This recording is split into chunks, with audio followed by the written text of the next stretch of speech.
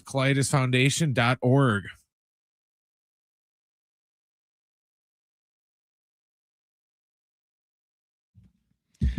All right, John Schaefer, Sammy Long for the next hour. We'll be with you until 6 p.m. getting you ready for Aztecs and Colorado State coming up tonight at 7:30 from Viejas Arena.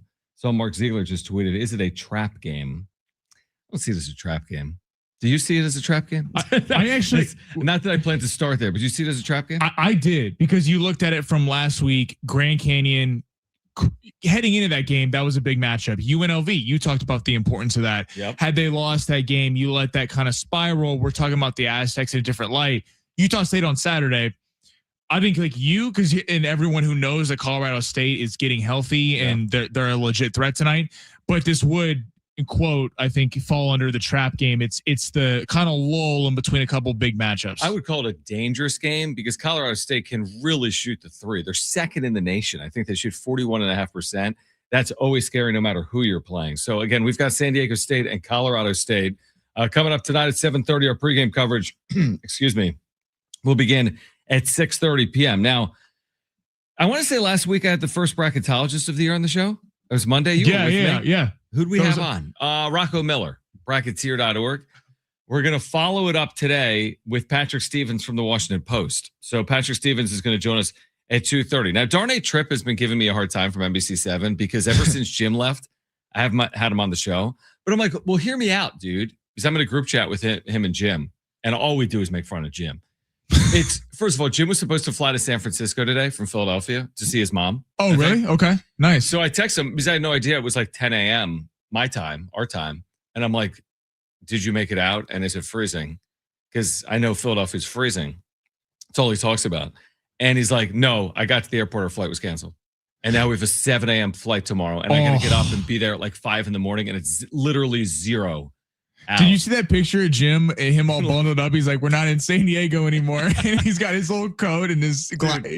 Listen to this. My brother lives in Philadelphia, and I have a 13-year-old nephew, and he's a diehard. He's like a sports everything. He's like me, but even like more hardcore. Okay. 13-year-old. Nice. Like he's like waking up and like crunching all the numbers and everything. And Brent's met him before. Ezra. He was in studio. He has a Mets he's had a podcast since like he was 9. Oh, he's nice. He's just like talking on the internet. He'll take all our jobs one day. Seriously. So, but anyway, I guess every morning, like Ezra wakes up and like looks at the weather, and he's like, his first thing, he's like, tells my brother, he's like, Jim is such an idiot. He's like, why did he move here? He's like, it's 0 degrees out. I mean, they're in the midst. Not that we necessarily need to start here. No joke. They're in like they're like frozen for weeks. Like it's not thawing out. Like typically in the Northeast, like it's not the tundra. It's not Antarctica. Like you can snow for a day or two and then maybe it's 42 degrees a couple days later. Not that that's hot. They're in the midst of like 20, 18, 13, 12, like day in and day out. He's losing his mind. You're from Philly, Brent, you're from Wisconsin. As two people who are from cold weather climate, like what is the worst part about that? Is it like scraping your car in the morning? Is it just being cold? Like what is it? You can't escape it. You know what I mean? Like the worst part to me is what Jim's dealing with right now, which is like when you get a 7-day forecast and it's 17 every day. There's no relief really. Got to walk your dog. It's 10 degrees out.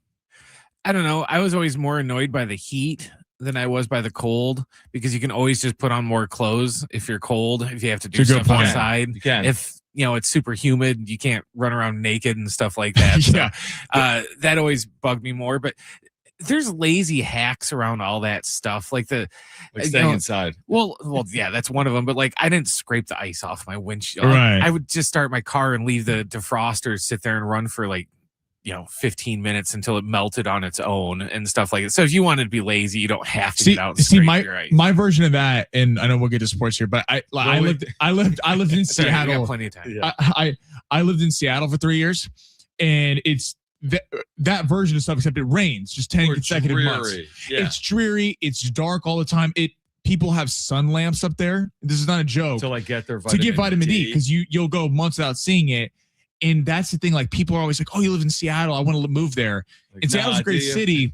It's like when you're on vacation for a couple of days and it's pouring rain and you're just going around the city, it's fun. When you're, to your point, walking your dog, like having to go to work, it's like, I'm so tired of it raining. Kristen is from Seattle. My wife is from okay. Seattle. I didn't know that. Now, she was only there for a couple of years, but she's had family in the Pacific Northwest her whole life. I mean, no, I don't think her family's listening right now. She hates Seattle because she's so weather dependent. I feel like there's a lot of people. One of the reasons why we moved to Southern California, because it's Southern California. Well, she's a runner, right? She's a runner. And she's like, if it's nice outside, her whole like outlook on the day is completely different. 100% agree. Me personally, I don't care. Like if it's 64 and cloudy, which it was by and large earlier today, like, it's fine. It's overcast. But it's 65 degrees out. It's 15 in the north. Like I'm cool with that. To your wife's point, I didn't realize how much it affected me in Seattle until you move away. And you wake up in like, I'm from LA, originally in Palm Springs. I'm like, when you wake back up in the sun and it's gorgeous San Diego outside, you're like ready to take on the day versus it's pouring rain sideways. Anyway, Jim is in Philadelphia miserable. And for whatever reason, like my nephew finds that hilarious. And like me and Darnay have kind of found that funny as well. And he's trying to get to the Bay Area and he can't because it's freezing. You should get Jim on the podcast. Maybe they can talk. It's actually a really good Phillies baseball. They can do it in person since they're both in the suburbs of Philadelphia. All right, let's start with Bill Belichick. We can get to the Padres have checked in on Zac Gallen, reportedly, according to Jon Heyman. I want to get to that this hour, but we reacted to this a little bit at 2:30 yesterday. I mean, we were right there as the news broke, and we were like, it was kind of quizzical. We'll hear from Colin Cowherd on this, by the way, later in the show as well. I have two additional thoughts on this.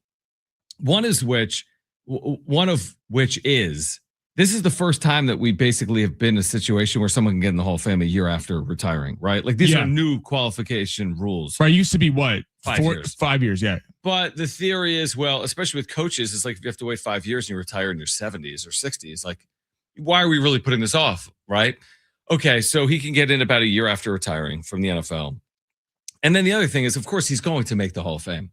So, yes, the statement's been made in some form or fashion because he doesn't get in on the first ballot, but he was truly like one of the first people that was even eligible to get in on a first ballot. So, I mean, does it deserve the amount of uproar it's received? Is this a like egregious decision by this committee that now everyone needs to be outed and all these people need to have their votes taken away and this needs to change the way we conduct Hall of Fame voting moving forward? Or is it just whatever, he's going to get into the second ballot 2 years after retiring? I think so. I was listening to you boys on the way home yesterday. I completely agree with all your points about, it's not a good guy or bad guy, whether you like someone award. It's not a humanitarian award. It's about what you've done on the football field.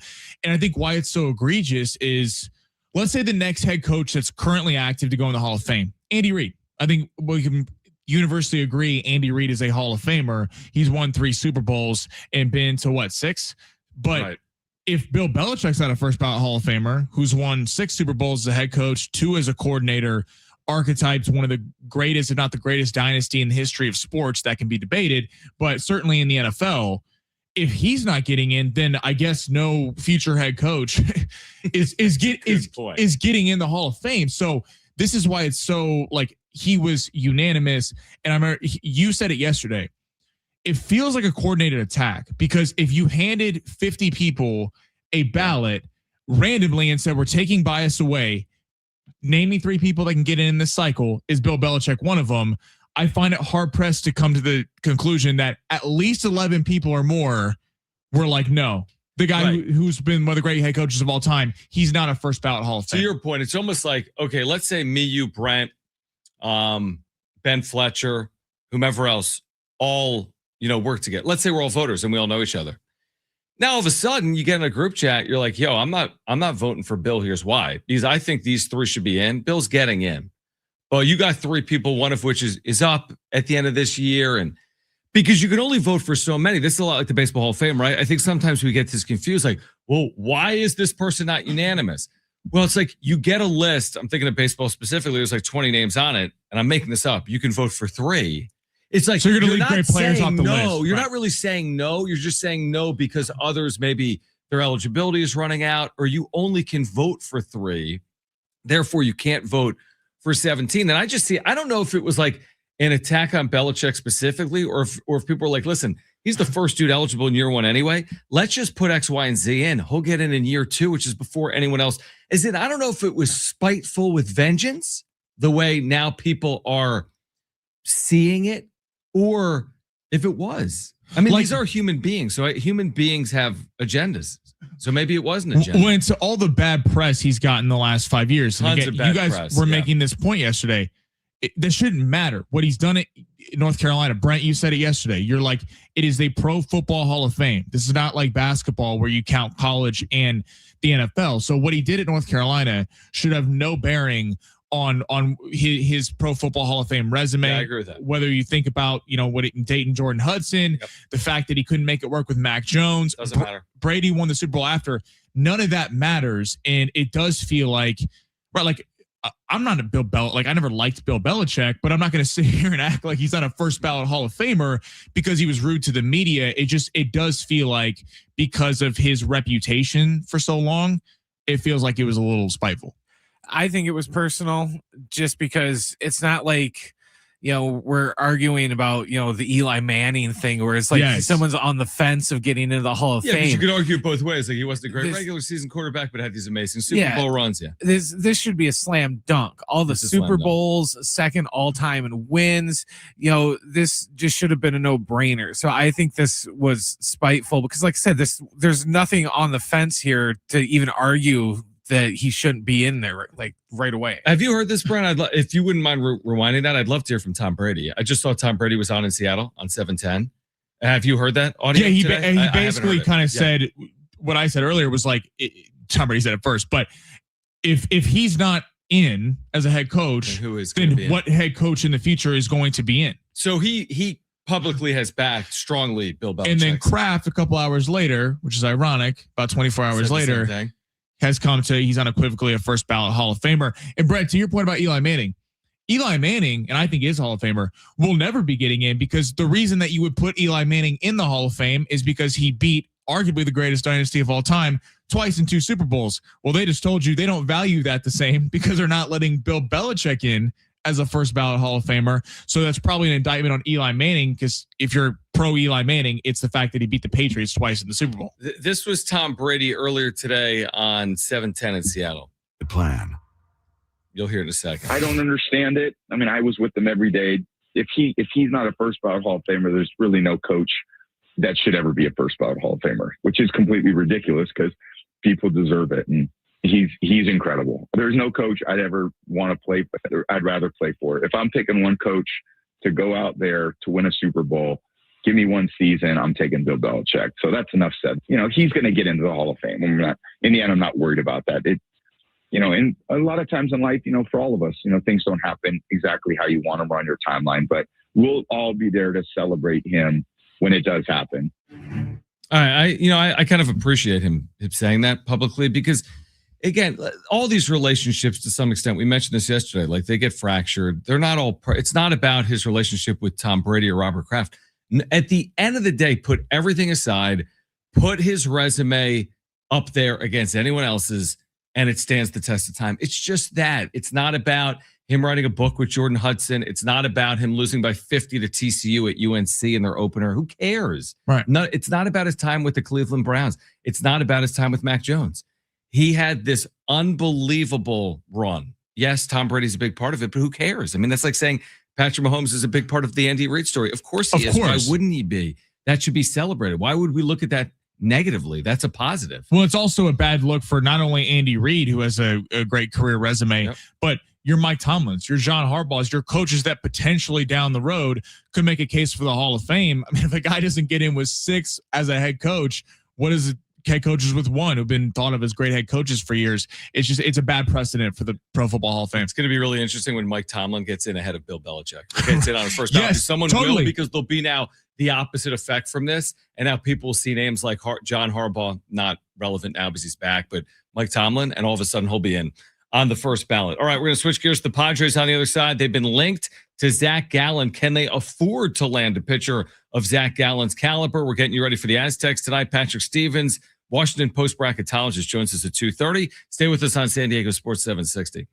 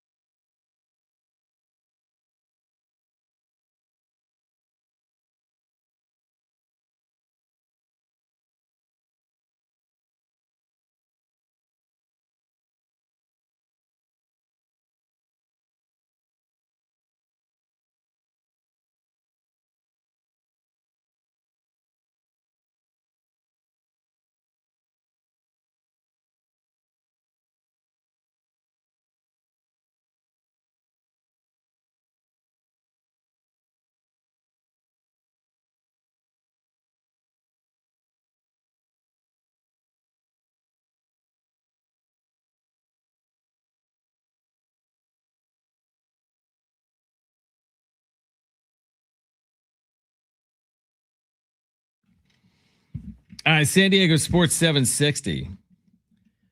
We've got a bracketologist on at 2:30. I can't go more than really a week between bracketologists. Now, it gets hard when you get closer to Selection Sunday. There's a website, Sammy. Okay, John Schaefer, Sammy Long. There's a website called Bracket Matrix. I don't know how much time you spend there. I haven't heard of that one, but I need to study up. I need to get John Schaefer level knowledge. Oh wow! Bracket Matrix are all like the quote unquote official brackets. That's fantastic. Know how official they are. You just have to have a website. Look how many there are.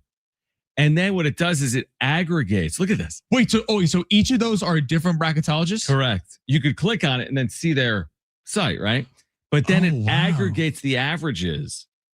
And then all of a sudden you see like San Diego State. Like the aggregate has them as an 11 seed right now. Has Utah State as a 9. Like the last 9. Or San Diego State right now in the aggregate is the last 11. Theoretically, maybe the last team in the field. At Bracket Matrix. That's fantastic. All right, I'm gonna start using that. Now, does it have any value? Does it mean anything? No. At the end of the day, it's like we're talking about Bill Belichick.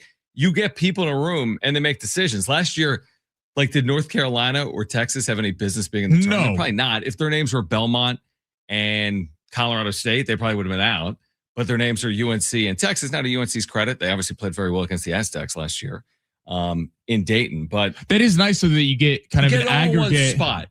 Because like you could have like comparing this like NFL mock drafts, like I'm an NFL mock draft nerd. You could have someone have some crazy mock draft and someone else have it be completely different. I like that how with bracketology, they're kind of compiling it. So you see what the average, what most people are saying. Yeah, that's actually a good like comparison because there's a lot of times I'm trying to think like, I hate when I'm trying to grab like 100 different things. It's the same thing, but I don't know where to grab it all at once. Totally. You know, the mock draft is a great example.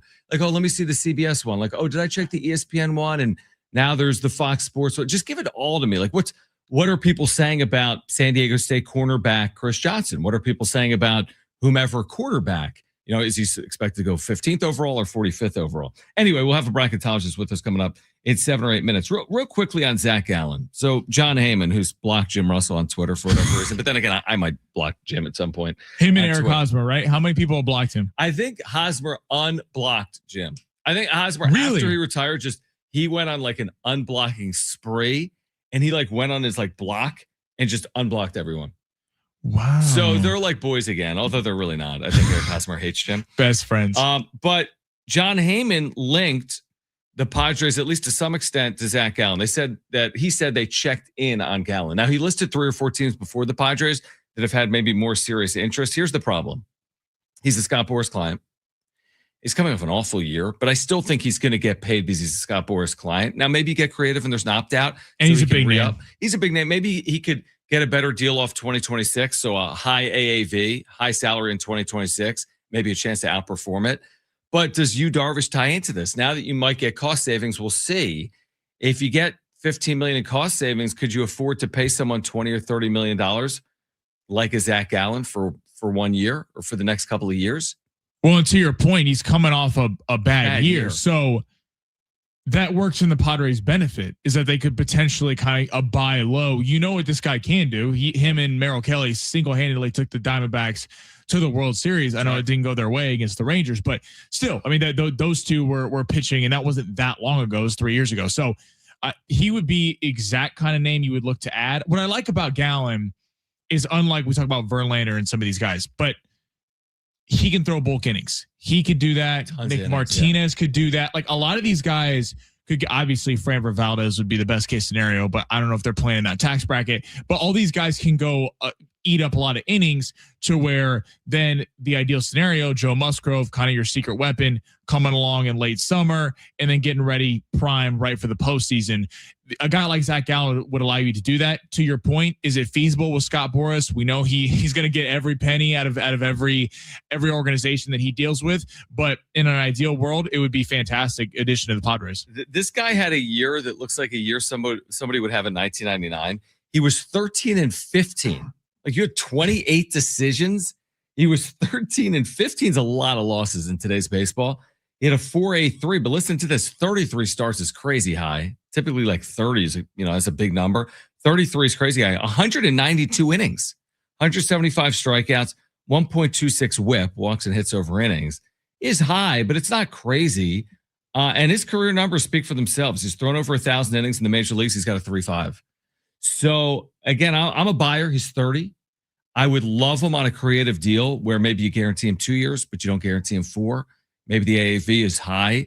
Again, there's teams that have more money than the Padres, make no mistake. But if you freed up $15 million a year from Darvish, then maybe I've got 25 for Gallen. And look at Nick Pavetta's contract. It was a 4-year deal, basically a 2-year deal exactly. with backloaded money. Exactly so right. This is where you can get creative. AJ Preller, assuming he's still the GM. that's another conversation for another day. But AJ Preller has gotten creative with these contracts, along with Michael King, a collection of basically 1-year deals on a 3-year contract. This is something that I would be a big fan of if they were able to land Gallen. All right, Patrick Stevens, bracketologist for the Washington Post, his thoughts on where the Aztecs stand here in late January, the rest of the Mountain West, and just nationally as well. Bracketology talk with Patrick Stevens. On the other side, Darnay Tripp from NBC7 will join the show coming up at 3:30. I should mention as well, John Wilner, Mercury News, with more on the future of the Pac-12 at 5 p.m. right here on San Diego Sports 760.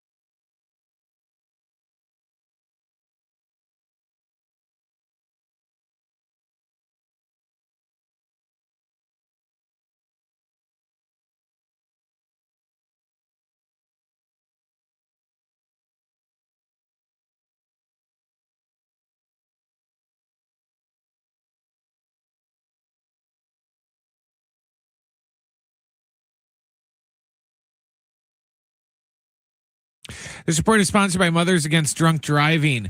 The Browns hired their head coach today. They hired former Baltimore Ravens offensive coordinator Todd Monken. And the Aztecs are at Viejas tonight to take on Colorado State. Our pregame coverage begins at 6:30. John will have the tip after 7:30.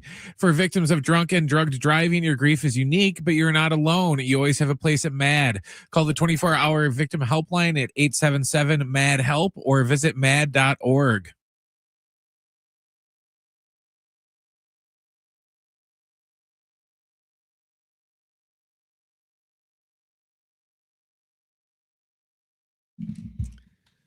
All right, John Schaefer, Sammy Long, again, the Aztecs tonight taking on Colorado State. Let's talk about where the Aztecs sit.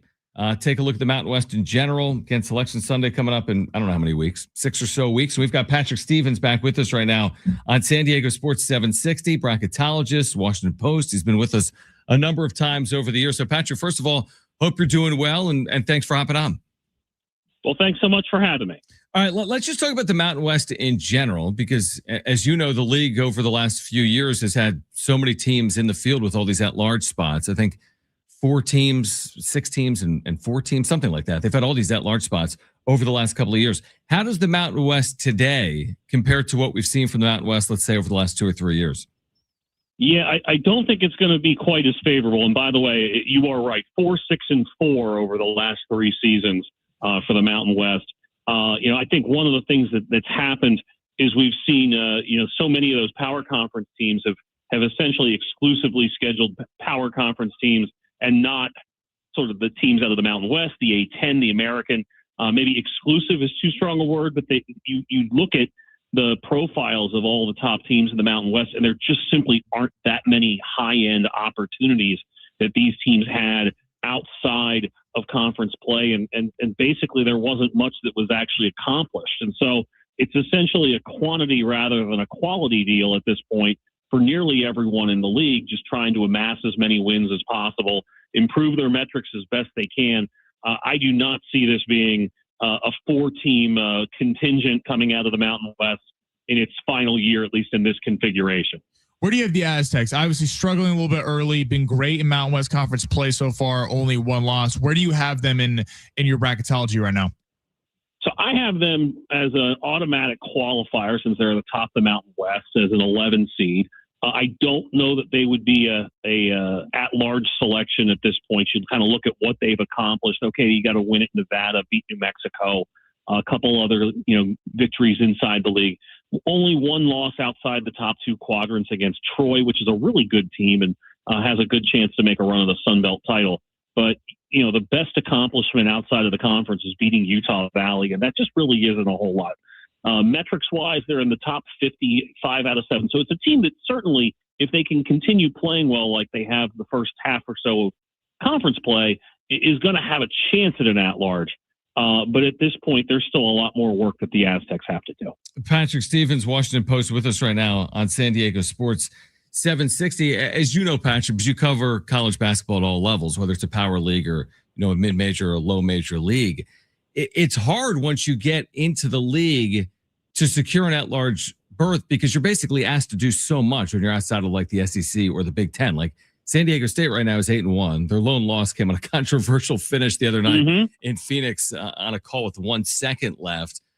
What will it entail? They still have 2 games against Utah State, for example. They still have 1 game in New Mexico. They've beaten the Lobos at home. As in, they obviously don't have to be perfect, right? But they're going to have to be pretty good down the stretch. Is that how you would summarize it? Yeah, and I think there's certainly some games you can circle on that schedule where you say you better not lose this one. Like You better not lose at home to Wyoming. You sure as heck better not lose at Air Force.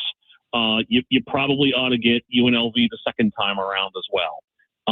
Those are some games that certainly you would say those would hurt a lot more than say losing at the Pit in late February or getting picked off in Logan this weekend. So there's some wiggle room certainly, but it's not nearly as comfortable a path as it seems like San Diego State has seen at this point in the season over the last several years, and maybe not even as comfortable as it looked at this time last season, and that obviously was a year where the Aztecs squeaked in and ended up in Dayton for the play-in game. Right, and last year, of course, they could hang their hat on a non-conference win over Houston, which is incredible because Houston, I think, had one additional loss between then and the national championship game, and they also beat Creighton on a neutral floor. I wanted to get your opinion. I'm curious to get your thoughts on the future of basketball in the West, because next year San Diego State will pair with Gonzaga and others in the Pac-12, and of course you'll have the Mountain West still with programs like New Mexico in the Mountain West. What do you think it's going to look like, the new Pac-12? And you have Gonzaga, San Diego State,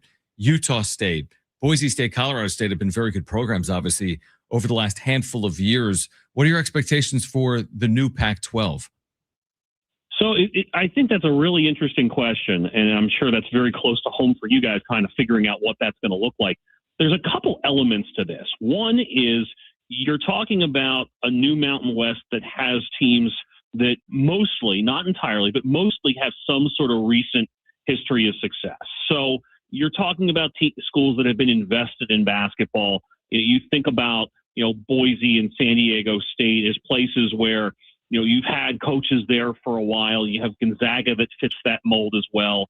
Obviously, a Washington State has had some decent moments in recent years. The other really interesting thing about this, it's a 9-team league, if I recall right, at the moment. Yeah, that's right. Which means you're only talking about 16 conference games, which means with the schedule expanding by a game next year, you have 16 other games to play with. And it would not shock me if we saw a number of those former Mountain West teams ending up playing some of the higher end Mountain West teams or some other notable West Coast Conference or West Coast type teams, West Coast Conference teams that are, it's the St. Mary's of the world as well, just trying to bolster that schedule any which way they can.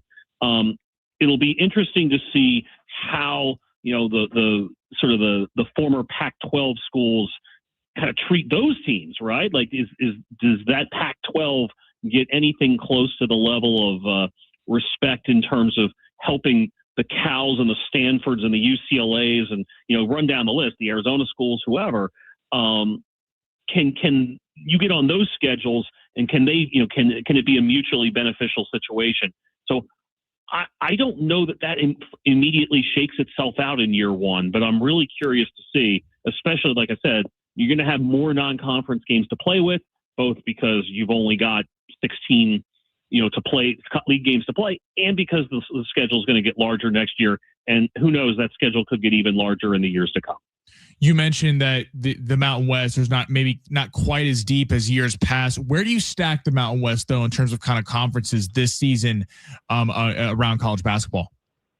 Yeah, I mean, I think it's probably in a similar spot to where it's been. It just doesn't quite have as much heft to it overall. I mean, you would sit there and probably put it in the same category as the A10 and the WCC. The WCC, of course, a league that has traditionally been a bit top heavy, whether that was when BYU was there and it was them and St. Mary's and Gonzaga, or now with those two remaining schools, St. Mary's and Gonzaga, with some other really good teams. I think Santa Clara is a team that's just kind of on the periphery of the tournament conversation, and San Francisco's put together some good years of late.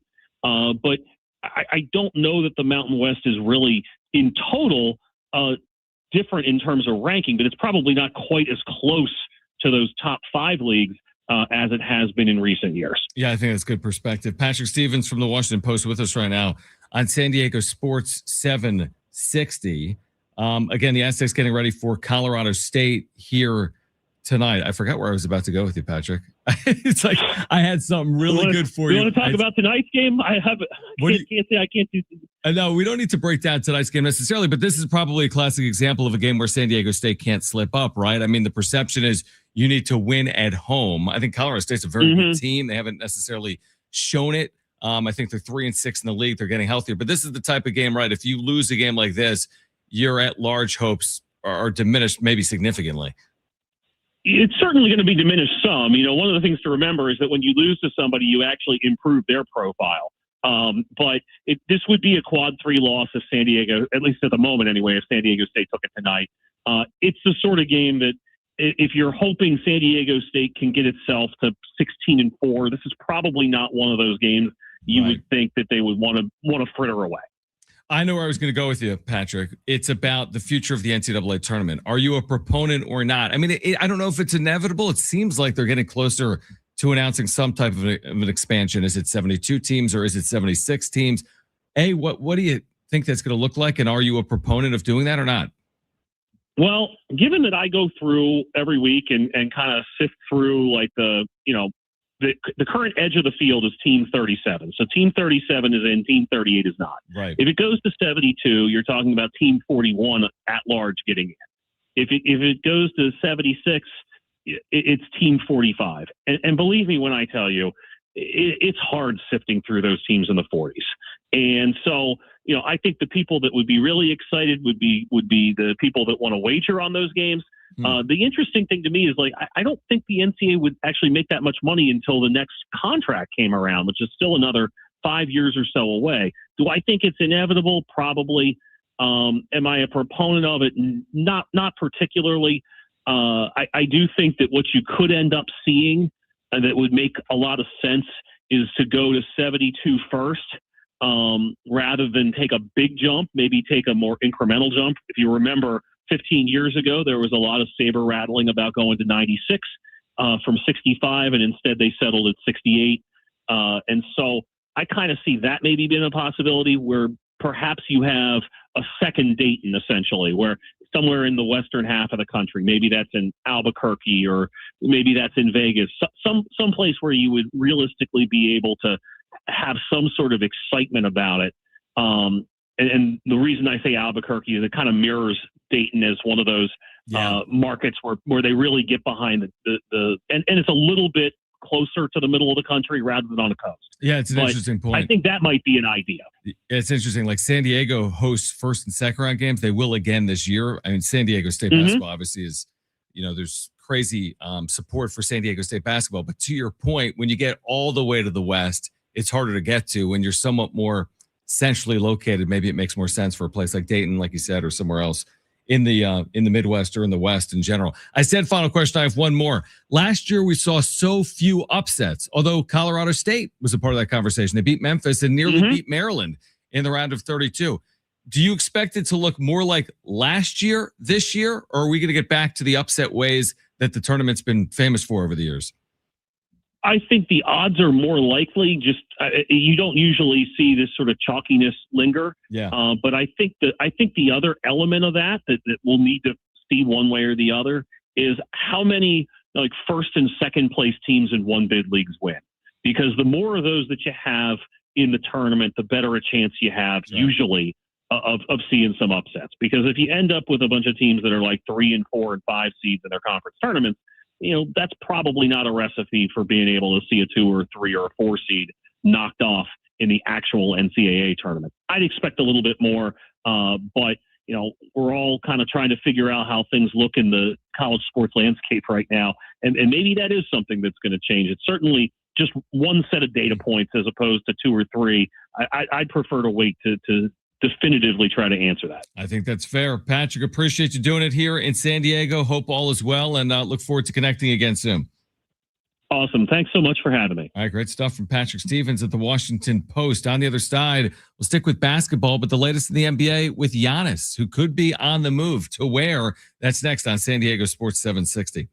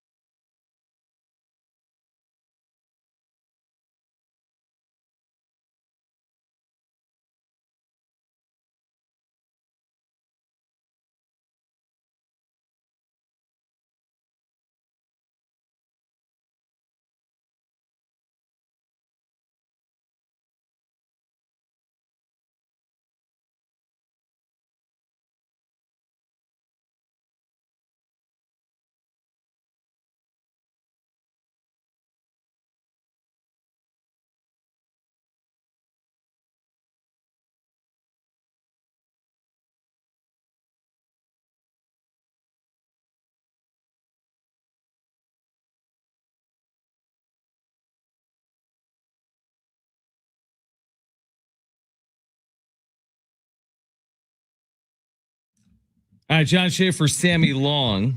Sammy's in studio for another 10 or 15 minutes. Do we have Aztec tickets to give away for Wyoming, Brent? Brent's going to check on that.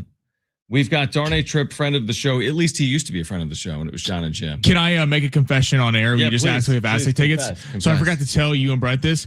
Ben Fletcher, who we all know and love, gave away. We all know. We all know. One of those things. We all know.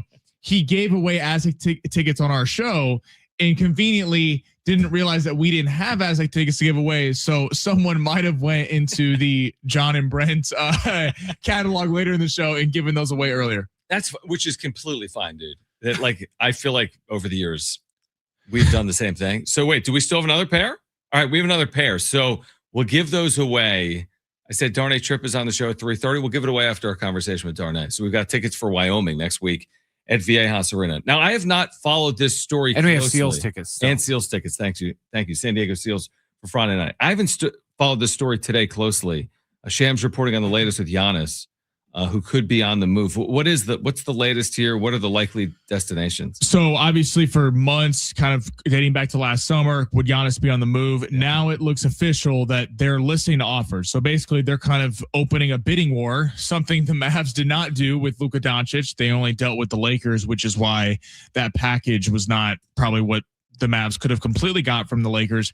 But this is, every team, apparently they're all making aggressive offers. Looks like he'll be playing somewhere else by February 5th.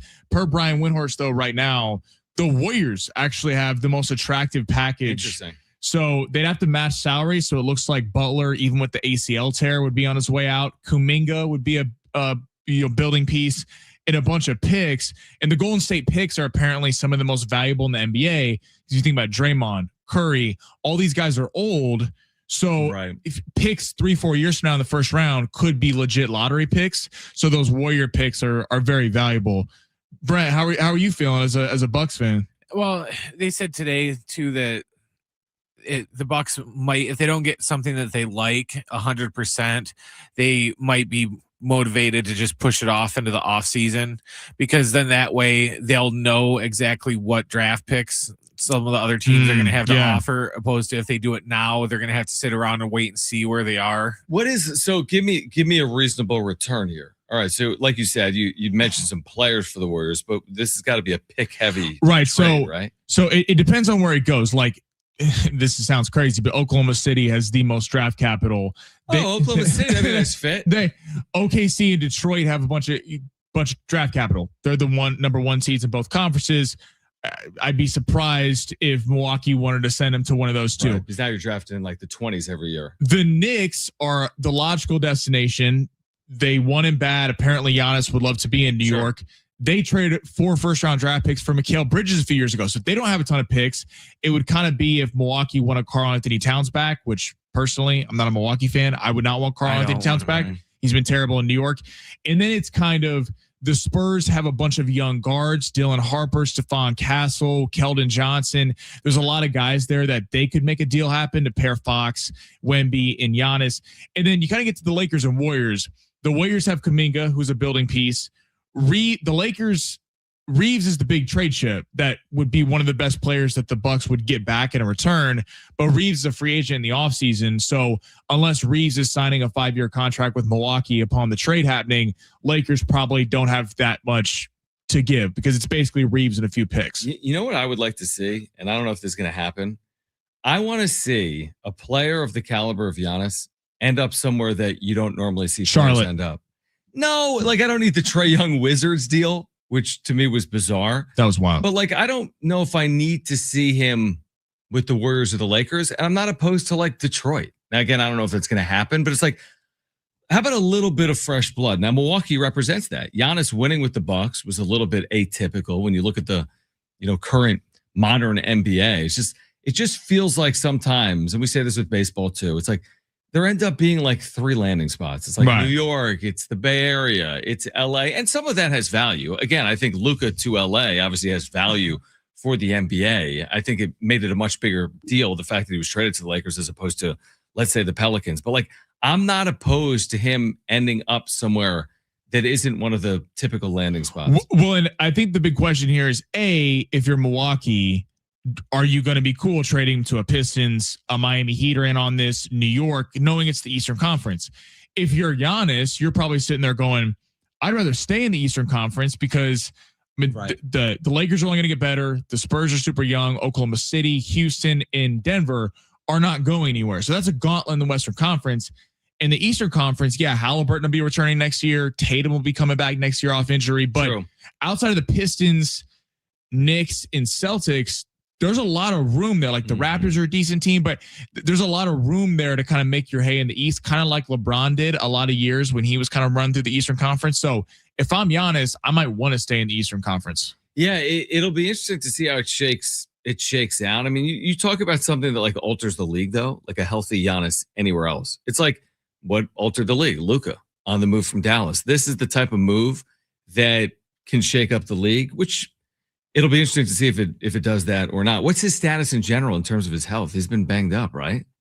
Technically, he's out with a calf. So is he really out, or is he just waiting for the deadline? I think there's a reason why John Morant, Anthony Davis, and Giannis are all not playing until after February 5th. So February 5th, Anthony Davis will get hurt. Yeah, AD. That's, to be fair, that AD is true. So we'll have an answer though within the next like week or so. Yeah, I expect a couple of those guys to be moved by the trade deadline. Sammy, appreciate you, my friend. You want to do this again tomorrow? Of course. You don't have a choice. You boys are the best. I'll be coming back. Sammy will be back in here tomorrow from 2 to 3. On the other side, we're going to hear from Colin Cowherd, his thoughts on the Bill Belichick omission as a first ballot Hall of Famer. Darnay Tripp, friend of the show. He's out at Torrey Pines, getting ready for the Farmers Insurance Open. He'll join us at 3:30. And John Wilner, Bay Area News Group, the latest on the future of the Pac-12. John Wilner will join us coming up at 5 p.m. This is San Diego Sports 760. We're live on the iHeartRadio app.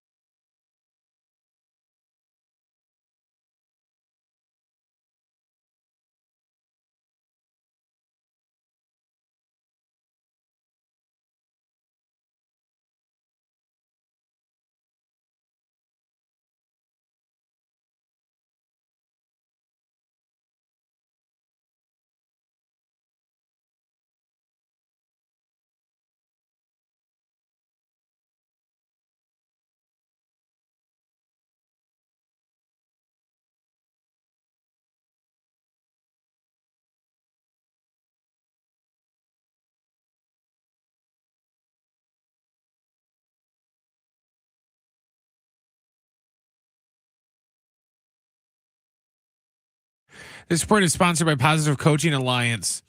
In NFL news, the Browns have hired former Baltimore Ravens offensive coordinator Tom Monken to be their next head coach. And the Aztecs are in Viejas Arena tonight to take on Colorado State. Our pregame coverage starts at 6:30. John will have the tip after 7:30. If you have questions about youth or high school sports, Positive Coaching Alliance can help. PCA delivers better athletes and better people through youth and high school sports. Info at positivecoach.org.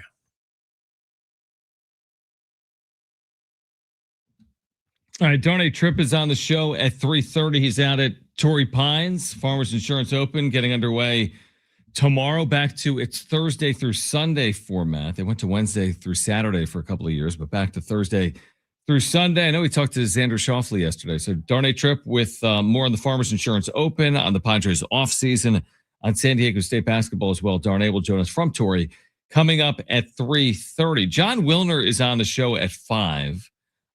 He's been writing about some of the important decisions that are still to be made with the future of the Pac-12, like a conference schedule for football and where will championships be held in like men's basketball and women's basketball and even football. So he's been reporting on that. Looking forward to catching up with John Wilner from the Bay Area News Group. He will join us coming up at 5 p.m. I found this to be honestly interesting from Colin Cowherd. And it's going to be like, you're going to hear Colin for like 5 minutes. All right. And this is his take on like, maybe not putting Belichick in year one isn't like the most egregious thing in the history of the world. So this was Colin Cowherd earlier today on San Diego Sports 760. Bill Belichick, in his first year of eligibility, did not get voted into the NFL Hall of Fame. Now, let's start with this. He will. He's a Hall of Famer. He'll get in. And we don't know that he didn't get 39 of the 50 votes. I'm sure he got a majority. So let's just start talking about, is it possible that what I'm about to explain to you went into consideration? Let me start with this. The winningest coach of all time, Don Shula, got to a Super Bowl with Dan Marino, David Woodley, and Earl Morrall. He had to wait 5 years until he was even eligible for the Hall of Fame. But because of a tweak this year in the voting, and I don't like this at all, coaches now can get in 1 year removed from being out of the league. So the greatest players can't, but coaches can? Is it possible that a handful of voters, 11, 12 voters went timeout? The classiest guy ever, the winningest guy ever, the guy Belichick's been chasing forever, Don Shula, had to wait 5 years to even be eligible. And now because of a weird tweak, I got to put Belichick, who was a jerk forever. And that does matter. I'll get to that later. Some of these voters are writers. I'm going to put him in day one. Nah, I'll put him in next year. That gets me to the second part of this. If you take out one superstar quarterback in Belichick's career, he has a winning percentage below Jerry Glanville and equal to Anthony Lynn. With Brady, his team scored almost 29 points a game, and he won 77% of his games. Without Brady, they scored 19 points, and he wins 44%. And not only that, he was fired in Cleveland without him, was about to get fired in New England before Drew Bledsoe got hurt. And then the minute Brady left, he put a defensive coordinator in at OC. In the 1 year, and think about this, Mike Vrabel is getting to a Super Bowl with Drake May, who's not even a finished product, the current New England coach. Mike Vrabel got a number 1 seed with Ryan Tannehill, the 17th best quarterback in the league. Okay. Brady leaves and they can't score. They don't get offense. They're the worst drafting team in the league. I mean, Bill Parcells is his mentor. He won Super Bowls with Jeff Hostetler and Phil Simms. Was Belichick's mentor. He had to wait forever. Bill Parcells. Ask yourself, if there was a great movie director who made 20 movies, in 12 of them he had a superstar actor, and they won Oscars and they were amazing. In the 8 other movies, he didn't have that one superstar actor and they were unwatchable. Drek, Porky's 2. Would it give you pause for 5 minutes to go, was it the director or the actor? Even with a stacked roster, the 1 year Brady got hurt, they couldn't make the playoffs. And again, Vrabel got a #1 seed with Ryan Tannehill. Okay, and here's the third part. I'm just asking you to consider it because Belichick is a Hall of Famer and will get in. The third part, what is the most valuable week of the year in pro football? What is the one week of the year that the league values the most? Super Bowl week. And in 2007, it was tarnished because Belichick footage of him taping another team. And Roger Goodell had to go to the Super Bowl and all week long address Belichick's cheating. Folks, you successful men out there is a tax in life. You can be a great husband for 45 years, but if your wife finds that one of those years you were cheating, you will sleep on the couch at minimum. There is a tax to pay if the most valuable week of the year, you blew it up once because you were taping another team. So in review, Don Shula had to wait 5 years. Parcells, your mentor, waited forever. Your winning percentage is 44% without Brady. And you blew up a Super Bowl week. If you have several asterisks by your name, is it okay to pause for a year? It's an interesting take, but here's what I would say. If your premise is he's a Hall of Famer, why are you discrediting his candidacy? Which is basically like you can't poke holes in his candidacy. I don't care if his winning percentage is 44% without Tom Brady. It's like saying, other than that, Mrs. Lincoln, how was the play? I mean, the story's Abe Lincoln. It's like the story is the 6 Super Bowls you won together. Who cares about the other seasons? You won 6 Super Bowls together. Guess what? The years that Michael Jordan didn't win the NBA Finals, he didn't win the NBA Finals. Well, he won 6. So I don't really get poking the holes. And the only reason why Bill Parcells and Don Shula had to wait is the rules were different. The rules have changed. So how can you compare Don Shula waiting 5 years to Bill Belichick not getting in after 1 year? The rules are different today than they were, 10, 20 years ago. Well, and Bill Parcells and Don Shula don't have all the Super Bowls that he has.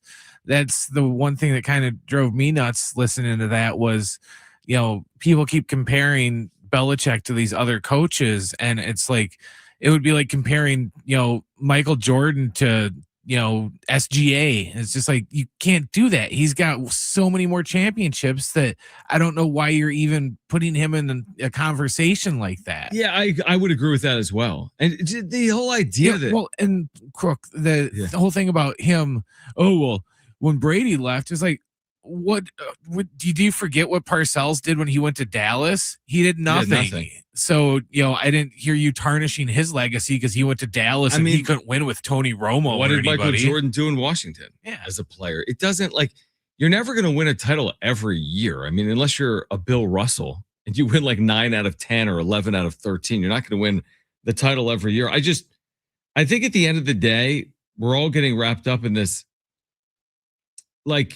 He should be in. It's as simple as that. He should be in. If you're going to let him in year 2, why wouldn't you let him in year 1? And I don't fully understand it. There must be a statement clearly being made. Is it as simple as, hey, there's other guys that are, they're kind of due up. They're going to be off the ballot in a couple of years, so they need to get in now. Therefore, we can wait on Bill Belichick.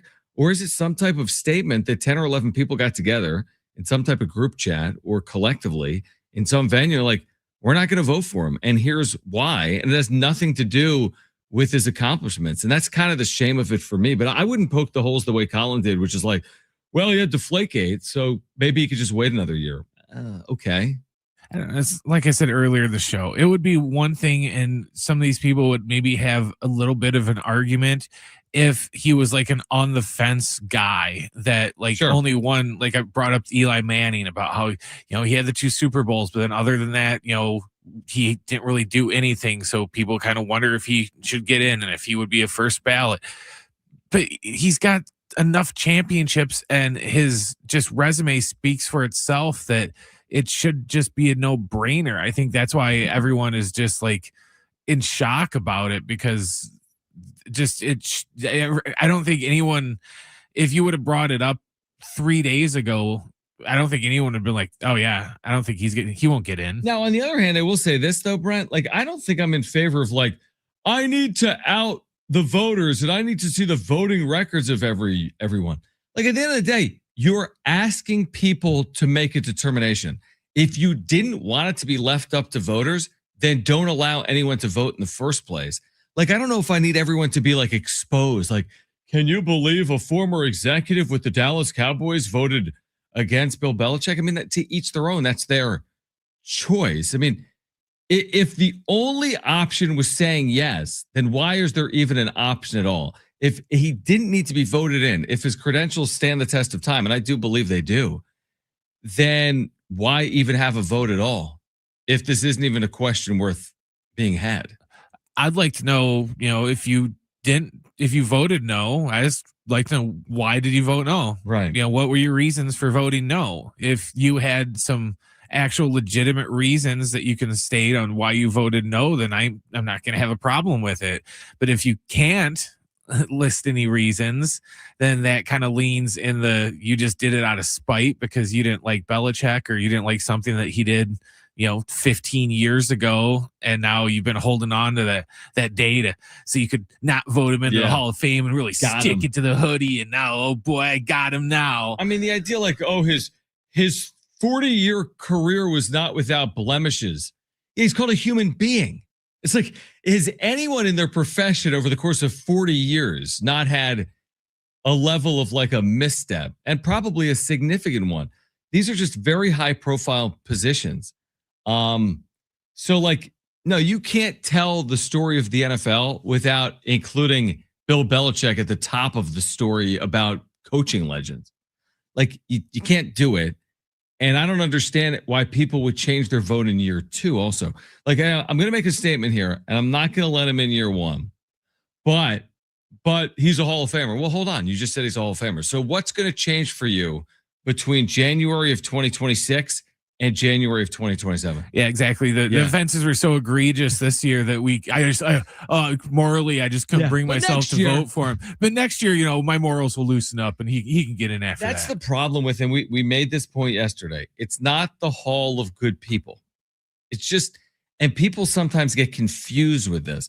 This is basically my argument to let the this generation of players in baseball in.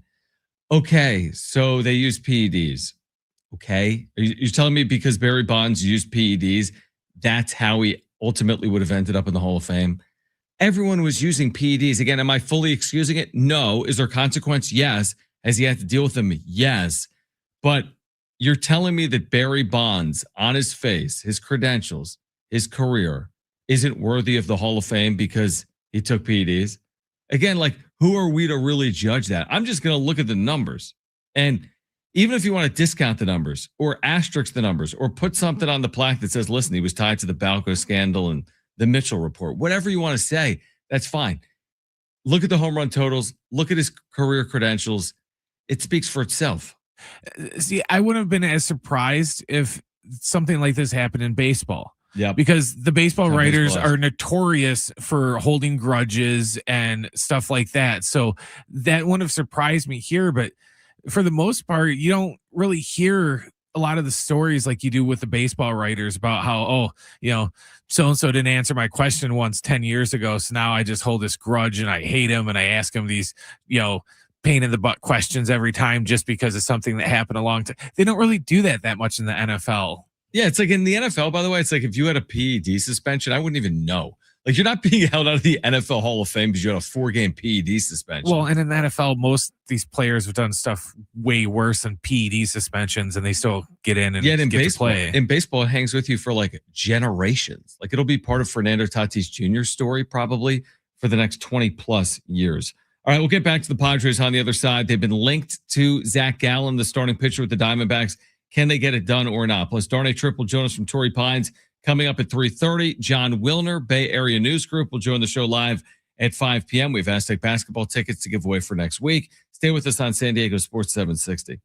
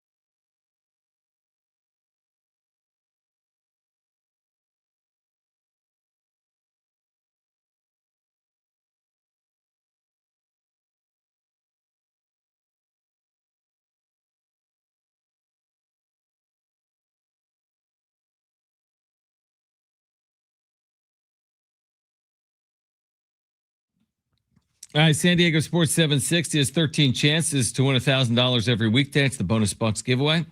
Every hour, 6 a.m. through 6 p.m. Listen for the keyword, then enter it at sportssd.com. Next chance to win $1,000 coming up at 4 p.m. We have some Aztec basketball tickets for next week against Wyoming at Viejas Arena. to give away. We'll do that this hour after we catch up with Darnay Tripp from NBC7. Darnay will join us at 3:30 from out at Torrey Pines, where the Farmers Insurance Open will get underway tomorrow. And then John Wilner, Bay Area News Group. The Pac-12 has some big meetings this week as they get ready for the upcoming year. That'll include, of course, San Diego State. So we'll get some questions to some of our answers from John Wilner coming up at 5 p.m. Talked about the Padres and the fact that they've been at least attached to Zac Gallen, the free agent starter. Remember yesterday, Brent? I think it was yesterday or the day before, we saw the list of top 100 prospects in baseball from ESPN, and the Padres had none. Kylie McDaniel's list had 0 Padres. Well, today he put out his list of 100 to 200 in terms of the top prospects in the sport. So think about that. There's 30 teams. Each team within its organization has 4 full season teams: low A, high A, double A, triple A. So let's just say each team has like 100 players in their system. It's more than that. It's way more than that. But just for the sake of argument, each team has 100 players. So 100 times 30 is 3,000. So there's 3,000 guys toiling out there, single A, double A, triple A, right? Not all of them are prospects. There's guys that are veterans, but there's guys on their way up. Out of those 3,000, Kylie McDaniel's top 100, the top 3% of all players, no Padres. So in the top 200, how many Padres fall between 100 and 200, if you were guessing? So this is now like the top 6% of minor leaguers. 4. That would be high. 2. That would be right. So only 2 Padres are listed. Now, they're not surprising names. It is Ethan Salas, who is the prospect catcher, who's had the setbacks because of injury, and he just hasn't hit. And then the other is Cruz Schoolcraft,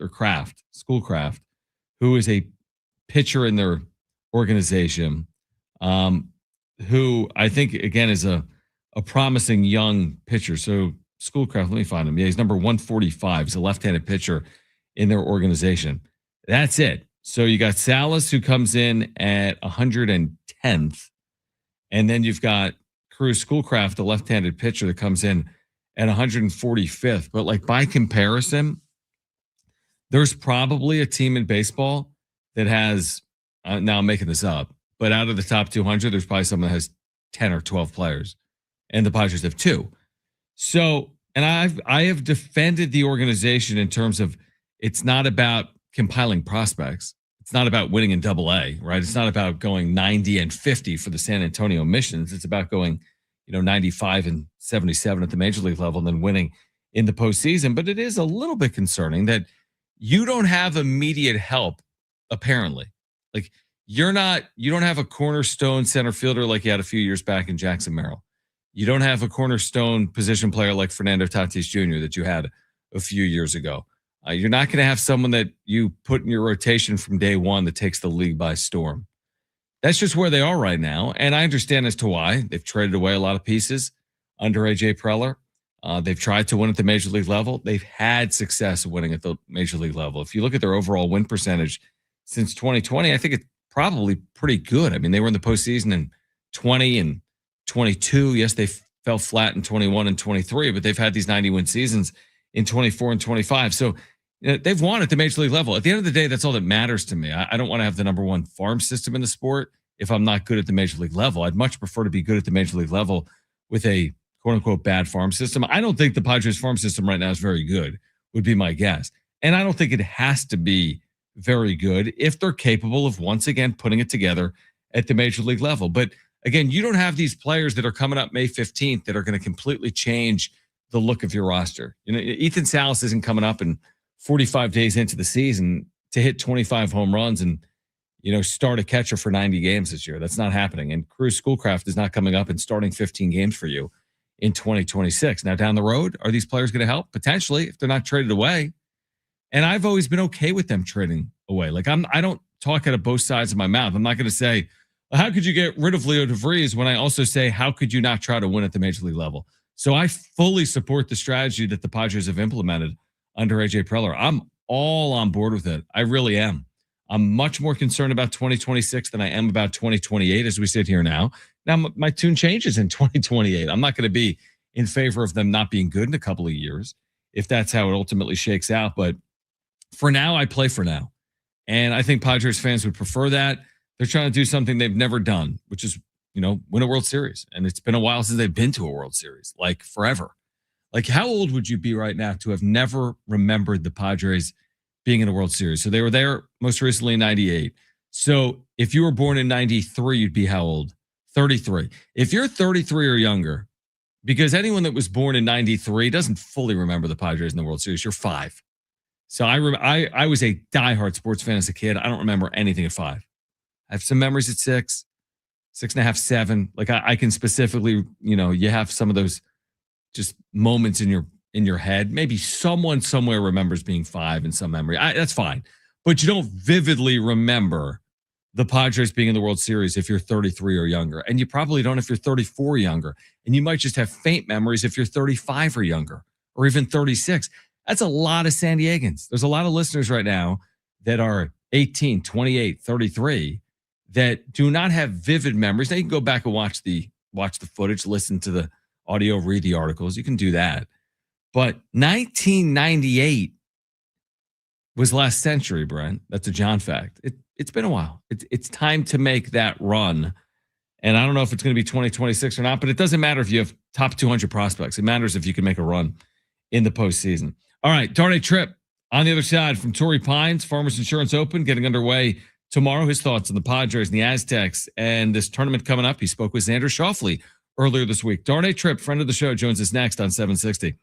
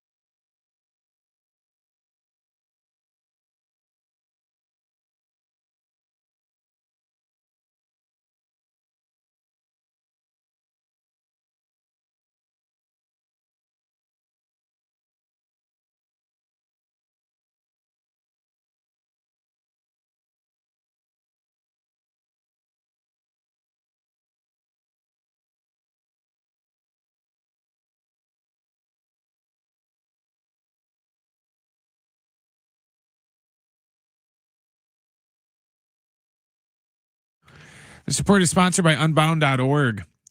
The Browns hired former Ravens offensive coordinator Todd Monken today to be their next head coach. And the Aztecs are at Viejas Arena tonight to take on Colorado State. Our pregame coverage begins at 6:30. John will have the tip after 7:30.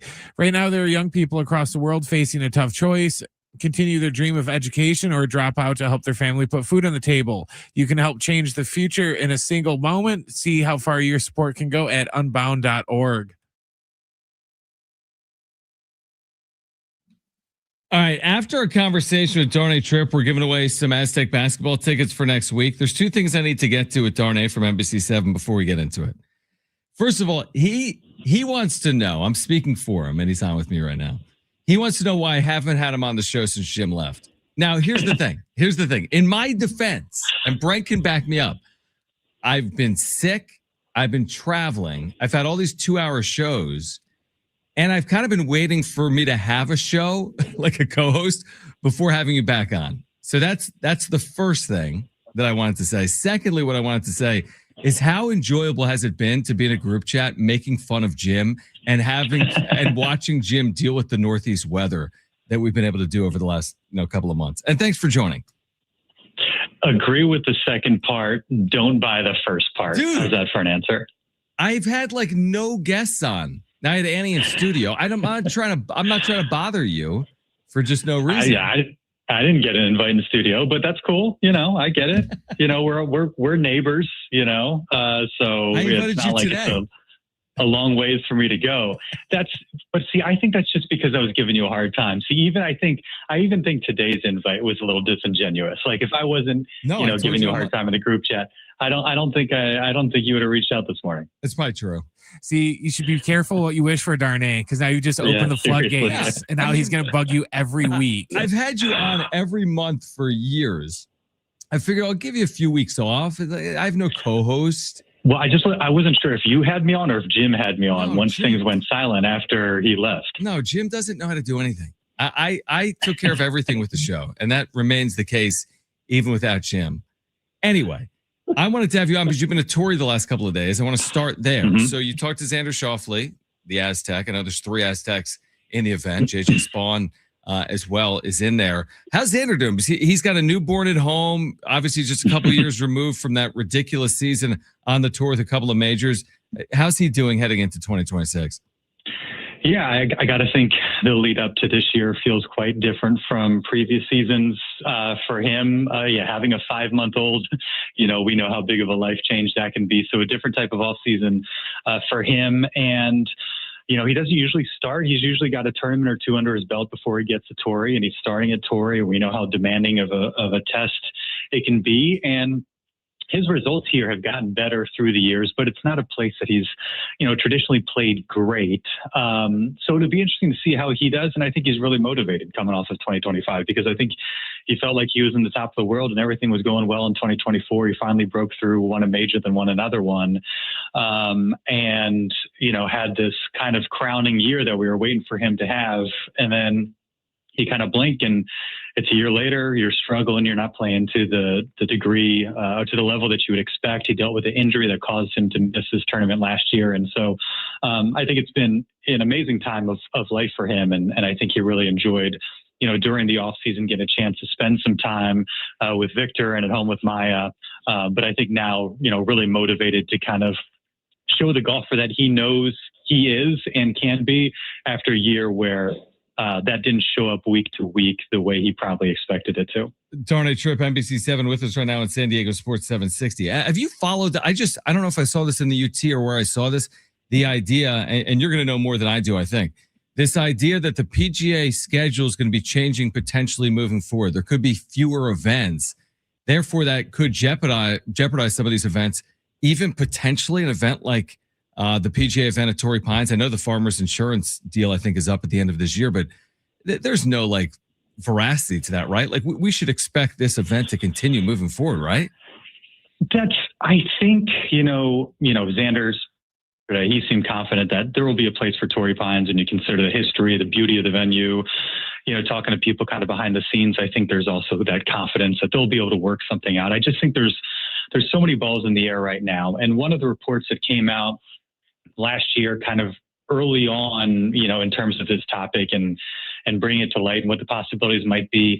They talked about the condensed schedule and how it might start in, later on in February or so, and how tournaments that precede that might not be included. And that to me felt like, well, I don't think it would be as simple as we chop off the beginning and that's it. And those ones that are in the middle, like they're going to condense the schedule. They're going to condense the calendar.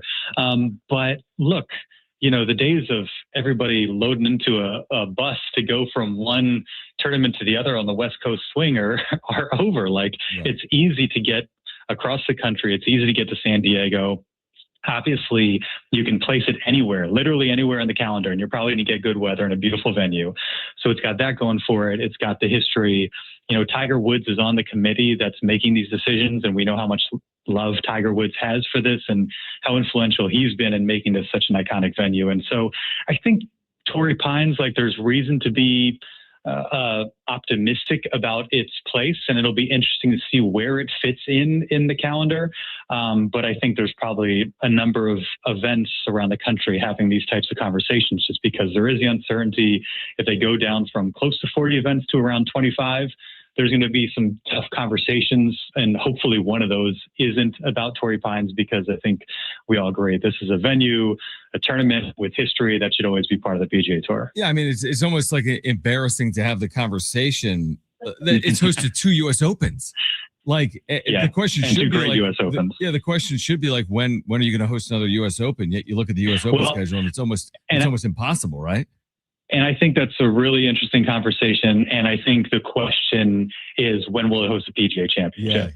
Yeah, and this isn't based on any inside info or anything like that.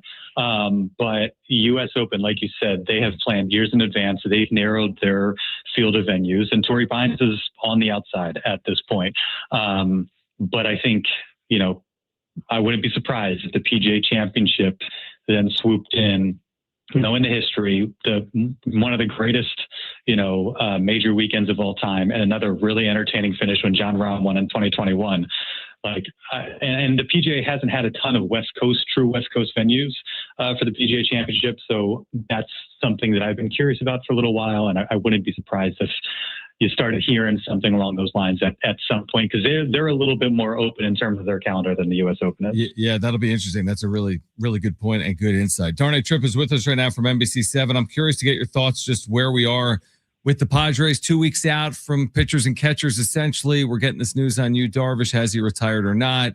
What type of financial flexibility may that provide the Padres? But it seems like they're not finished, but they're kind of waiting to see what they're able to still spend. Would that be a fair assessment, that there's work still to be done, but they need some dollars to allocate to the work that still needs to be done? Yeah, because, what do they say? The report was that they're not ready to move on free agent pitchers from a couple weeks ago, right? And I think, our initial thoughts were, okay, does that mean there's a trade that's going to precede a signing that opens up some money? And now you wonder, okay, is this part of the Darvish equation? And are they hammering out what money he will take from his deal as he kind of mulls retirement and what might be freed up there? So it's really interesting from that standpoint. I feel like we've had these conversations throughout the years where, we're getting close to spring training, and who's going to be in the outfield, who's going to play first base, who's going to round out the rotation. And we've seen AJ Preller make so many of his moves, in mid-February on. And so that, I guess, is not a huge surprise. They've forced us to be patient in the past. It feels like that's going to be the case again. I think maybe the difference this year is, do they have some, ducks they need to get in a row first before they're able to kind of make that sort of move. Now, a trade, obviously, that would be significant news, and maybe that's what allows them to then be more active on the free agent front, because obviously any deal they make, we talked about Nick Pivetta, that's going to open up a different, question for them, or Jake Cronenworth or what have you. So it's really interesting, and they always seem to force us to be patient. This year is no different, but I think we're all antsy to see kind of what the final version of this roster looks like in terms of what we see opening day, because clearly there's some glaring needs. Yeah, there's no doubt about it. I need to ask you about the Aztecs before we let you get back to work at Torrey. We have Aztec tickets, by the way, we'll give away for our listeners coming up in a moment. What do you make of where they are? The expectations, as heading into the year, maybe as high as ever. Then they drop a home game to Troy. But then all of a sudden, like I think they're 11-2 in their last 13. The losses are to number 1 Arizona in Phoenix, and then the heartbreaker with the controversial finish also in Phoenix to Grand Canyon. So what do you make of where the Aztecs are right now with about a month, a little more than that until Selection Sunday? I would think maybe better than I expected them to be, if you go back to late November, early December, when I think everybody jumped to, well, they got to win in Vegas to get in the NCAA tournament. It's like, well, if they run the tables in the Mountain West, they're going to be in, and then they start 7-0. And even with the loss, I mean, I know you track the net rankings and Ken Pom, and they're in the same neighborhood, if not better off than they were last year when the selection show rolled around. Now, you can't afford a bad, and you've got Utah State games, you've got other challenges ahead that will give them a chance to kind of continue to kind of bolster their resume. But I think the fact that we haven't even gotten to February yet, and they're already kind of in that, maybe not even on the bubble, like in a position where, if it were Selection Sunday, they'd potentially be in, I think is really encouraging.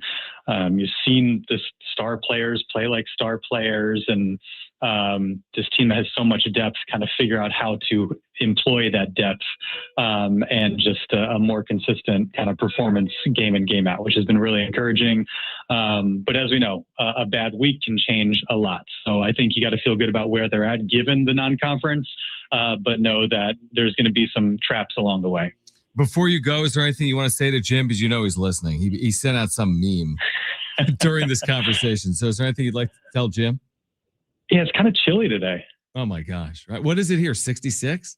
It's tough. Cloudy. It's a little bit breezy. I brought the puffy vest, and I didn't think I was going to need it, but I need the puffy vest today. So, he's missing some tough San Diego weather. Yeah, and it's going to be really tough this weekend when it's like 80 degrees at Torrey Pines, which is just incredible, but it's going to be high 70s. Yesterday it was maybe one of the most perfect days I've had out here, and I've had a number of them. I mean, it's just gorgeous. I love being out here, and it sounds like this weekend could be incredible. I'm gonna put a photo of my phone up to the screen right now, and it's just sun emojis on the weather app right now for San Diego. Darnay, appreciate you doing it. Come in studio tomorrow from 2 to 6. All right. Yeah, it's been a while. It's nice to catch up with you after all this time. It's great to catch up. Thanks for doing it, man. Seriously. All right, man. See you. All right, Darnay Tripp from NBC7. Do you want to do the tickets now or when we come back, Brent? Now, we're giving away tickets right now. San Diego State next week against Wyoming at Viejas Arena. We have 2 free tickets that game for caller 9, 877-767-4760. This game is coming up next week. San Diego State and Wyoming. It's February 3rd, so that's next Tuesday night. Aztecs and Cowboys. Caller 9, you're going. 877-767-4760. John Wilner from the Bay Area News Group will join us at 5 p.m. Stay with us on San Diego Sports 760.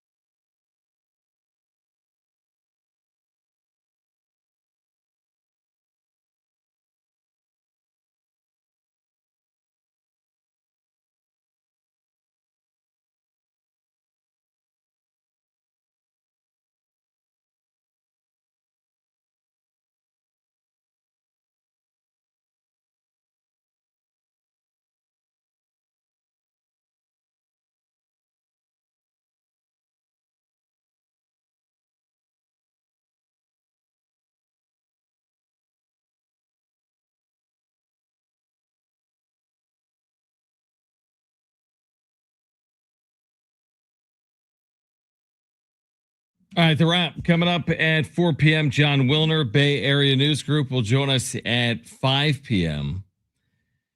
You know, we have spent some time over the last 2 days on this Bill Belichick snub, right, Brent? So what I find maybe the most fascinating part of this is like Bill Polian is the one catching the strays. Like who, me? Because for whatever reason, when the news came out that Belichick was out, Bill Polian is a voter. And improperly, he was linked to being someone that did not vote for Belichick. Now, he then went on the record yesterday saying, I voted for him. And now today is followed up by saying that the Hall of Fame confirmed with Bill Polian that he did select, in fact, Bill Belichick on his ballot. But like all of the anger in the initial moments after the story started picking up steam, and it picked up serious steam yesterday. Seth Wickersham at ESPN had it initially. Somehow, some way, Bill Polian, the longtime executive in football, got tied to not voting for Bill Belichick. And like, again, this is not the type of thing you want to be tied to on the wrong side of. Like, this has become, I mentioned this to you earlier, and you're like, I don't have a problem with, these voters getting out there. This is like a scarlet letter. I feel like once we get the information of who voted against Bill Belichick, this is going to be pretty impactful for some of these individuals. Maybe they're not going to be on the committed anymore. Maybe it's going to impact their employment. Like, there's some serious vitriol out there right now because at least I think 11 people, it was either 10 or 11. It's like 11. 11, yeah, because I think 40 would have gotten him in out of 50 voters, and he didn't have 40 votes. So at most he had 39 votes. But Bill Polian was one of the yes votes. I bet there's a lot of people that didn't sleep well last night because they're wondering if they're going to be publicly tied to not having voted for Bill Belichick. I don't know. I think it's more like 10 or 11 people had trouble sleeping. Well, that's what I mean. They're going to get out. Well, the other ones were worried because they have nothing to hide. But the people that didn't vote for him, like, they're probably thinking like, well, what's my excuse going to be? What am I going to say? Well, I had to vote for this individual because it was his last year on the ballot. It's not a knock on Bill, but I thought it was right to get this person in. Well, see, that's why I said earlier, it depends what the reasoning is. If they instantly result, the first thing that comes in their mind is, well, what's my excuse going to be? Then that kind of, like I said, leans into, well, I just did it because I don't like Belichick and I just did it out of spite, opposed to, well, I just didn't do it because of, if you didn't do it because of Deflategate or because of the one or two times that they got caught taping the practices, then that's fine. Then just say so. You don't, there's nothing wrong with saying, this is why I didn't vote for him because of this. I'd rather just have you come out and just be like, yeah, that's why I didn't vote for him. And I'd have more respect for you opposed to just going, oh yeah, I didn't vote for him and I'm not going to tell you why. Right. And well, then there's Skip Bayless who on his podcast, if he has one, says he didn't deserve to be a first ballot Hall of Famer, which again, if that is your true opinion, and I don't know if it is with someone like Skip Bayless, to your point though, if you're a voter and you voted no, and your reason is Spygate, Deflategate, or otherwise, explain yourself. That's all you have to do. If it's tied to Jordan Hudson, that makes no sense. But if it's your reasoning, put it out there. If it's tied to North Carolina, the end of the run after Brady left New England, state it as such. Give your reasons as to why, because otherwise there aren't really that many. It's just there's not much of a case to be made. So you're going to have to make the case. I mean, we talked about it earlier, what Jimmy Johnson had to say. I mean, I don't even know if we can say some of the words he said. Oh, right? he called them a bunch of, he said pretty much that they were a bunch of, was it arrogant a-holes? Yeah. Cowards. Oh yeah. That's what he called the voters. So like, that's my point, that there's a lot of vitriol. Like, this is pretty heated. Well, he said too, because he was on with the shirtless one this morning or yesterday. McAfee. Yeah. And he said that he had like a private jet, like all chartered and ready to go to Canton for the ceremony and everything. He's like, screw it, I'm not going this year. He goes, I'm going to cancel a jet and I'm not going. Yeah. I mean, I get the anger. We played Tom Brady's remarks earlier that were on 710 in Seattle. And I kind of respect the way he put it, which is like, of course he should be in. Trust me, I played for him. He's a Hall of Fame coach. There is nothing more needs to be said. But he also made the point, like, certain things aren't on our timelines. And I would agree with that. like we don't always get what we want. That's a life lesson. Even if you have earned or deserved something, that doesn't mean you're always going to get it. So I think at the end of the day, I mean, what are we talking about? So he's going to be in Canton in 2027 as opposed to 2026. That's what we're talking about. We're talking about a timeline. Bill Belichick is how old right now? I'm going to look it up. I mean, he's not 90, certainly. Is he in the 70s? He's 73. So he'll go in as a 74-year-old. He'll turn 74 in April. So presumably he'll go in as maybe a 75-year-old actually in April of 2027. I mean, Jimmy Johnson made the point. The reason we should have exemptions or exceptions for coaches is coaches coach into their 70s, especially today. Look at Andy Reid. Look at Bill Belichick. If you're asking these individuals to wait 5 years, who knows if they're even going to be here in 5 years? He made that point earlier today. But I think what we're talking about right now is, are you going to be a Hall of Famer in 2026 or 2027? And hopefully that's not that consequential in the end. I think some of the concern too that you kind of see some of the other players that have brought up, just the whole, is it gonna kind of tarnish the validity of the Hall of Fame to where is the next guy that they thought was going to be a slam dunk first ballot, should he be worried now? Because it doesn't matter. Reverse effect going to happen. Yeah, it doesn't matter how many Super Bowls you have or what your stats are.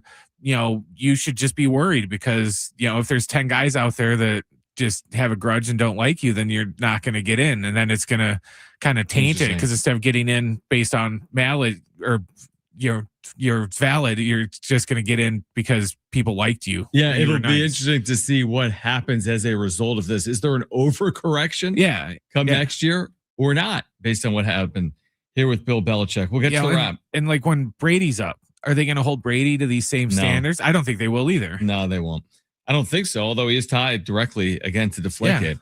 All right. On the other side, we'll get to the wrap. John Wilner will join us at 5. Aztec basketball tonight. San Diego State, Colorado State at 7:30. Our pregame coverage will begin at 6:30. Stay with us on San Diego Sports 760.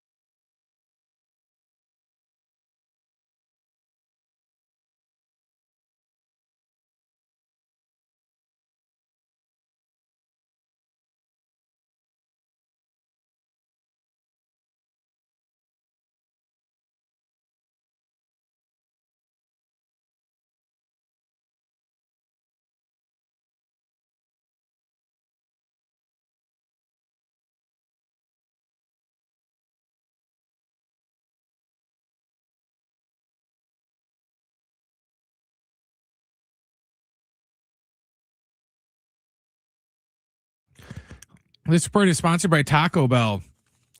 In NFL news, the Browns have hired former Ravens offensive coordinator Todd Monken to be their next head coach. And in somewhat breaking news, not really news, out of Foxborough, with one day out from their first practice before Super Bowl 60, the Patriots said Drake May, he wouldn't have been a full participant in practice if they had practice today because he has a banged up right shoulder. And they only really have to mention it because it's required by the league, but he's not expected to miss anything. They just said he wouldn't practice today. Tonight, the Aztecs are at Viejas Arena to take on Colorado State. Our pregame coverage starts at 6:30. John will have the tip after 7:30. Taco Bell's new Lux Value menu has 10 indulgences for $3 or less, from the open new mini taco salad to the decadent beefy potato loaded griller. That much Lux could have you expecting a maitre d' at the drive-thru. At participating Taco Bells, while supplies last, price and participation vary, tax extra.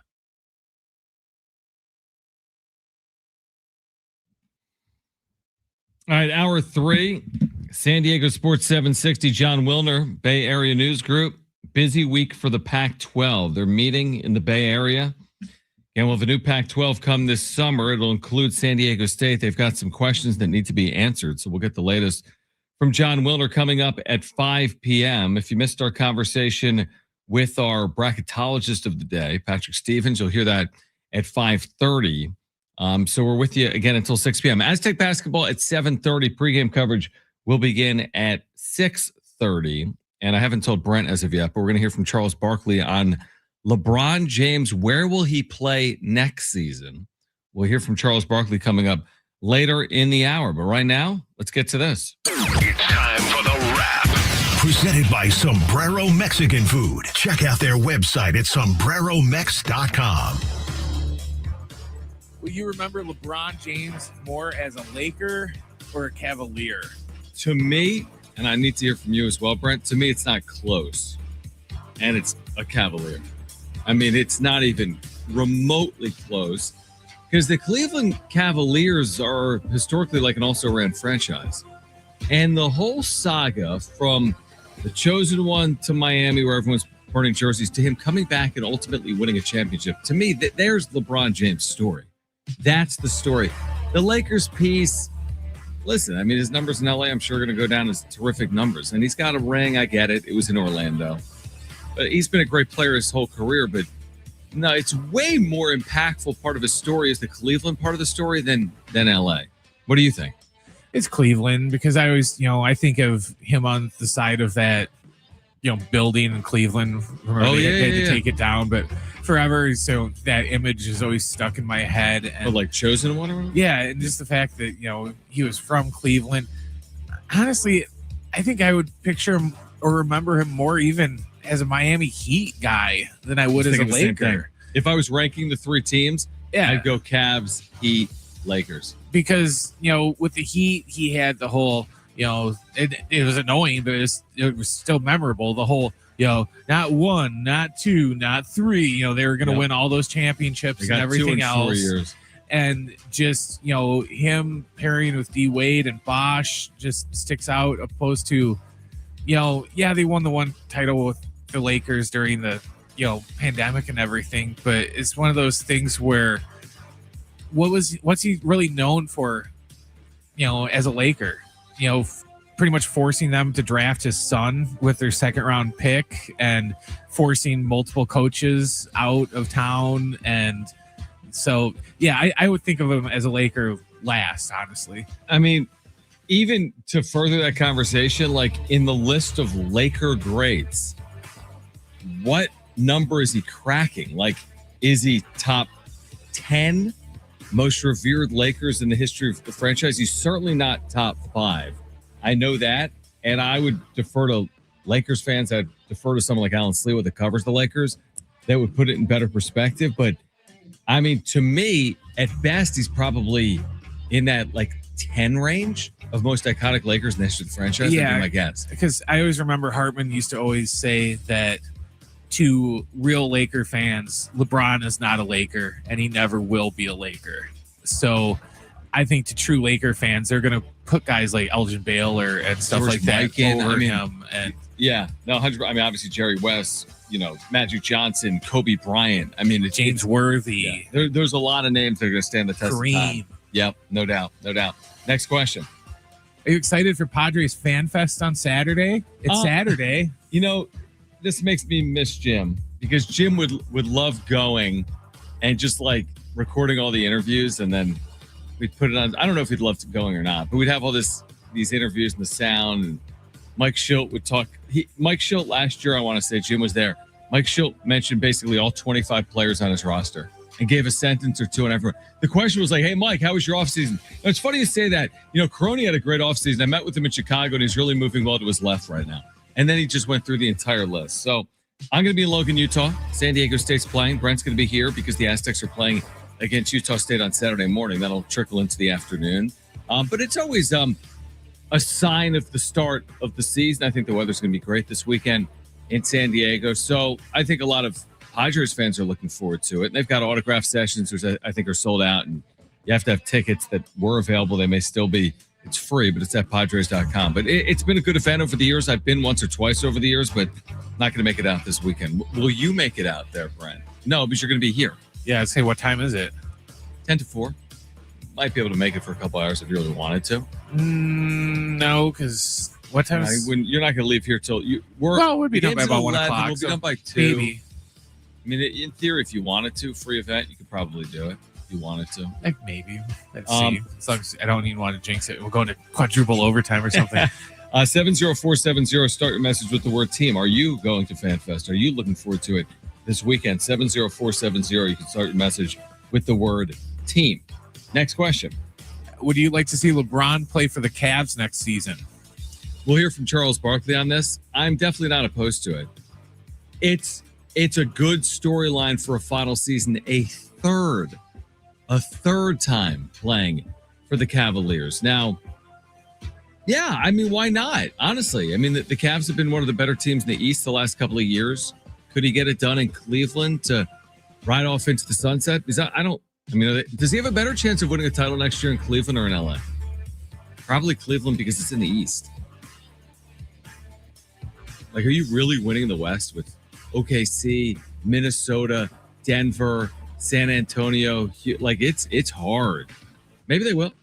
But, I think that would be an interesting story to see him in Cleveland to finish up his career. What do you think? I'd rather have him just stay in LA. If it's Cleveland or LA, just he's already gone home.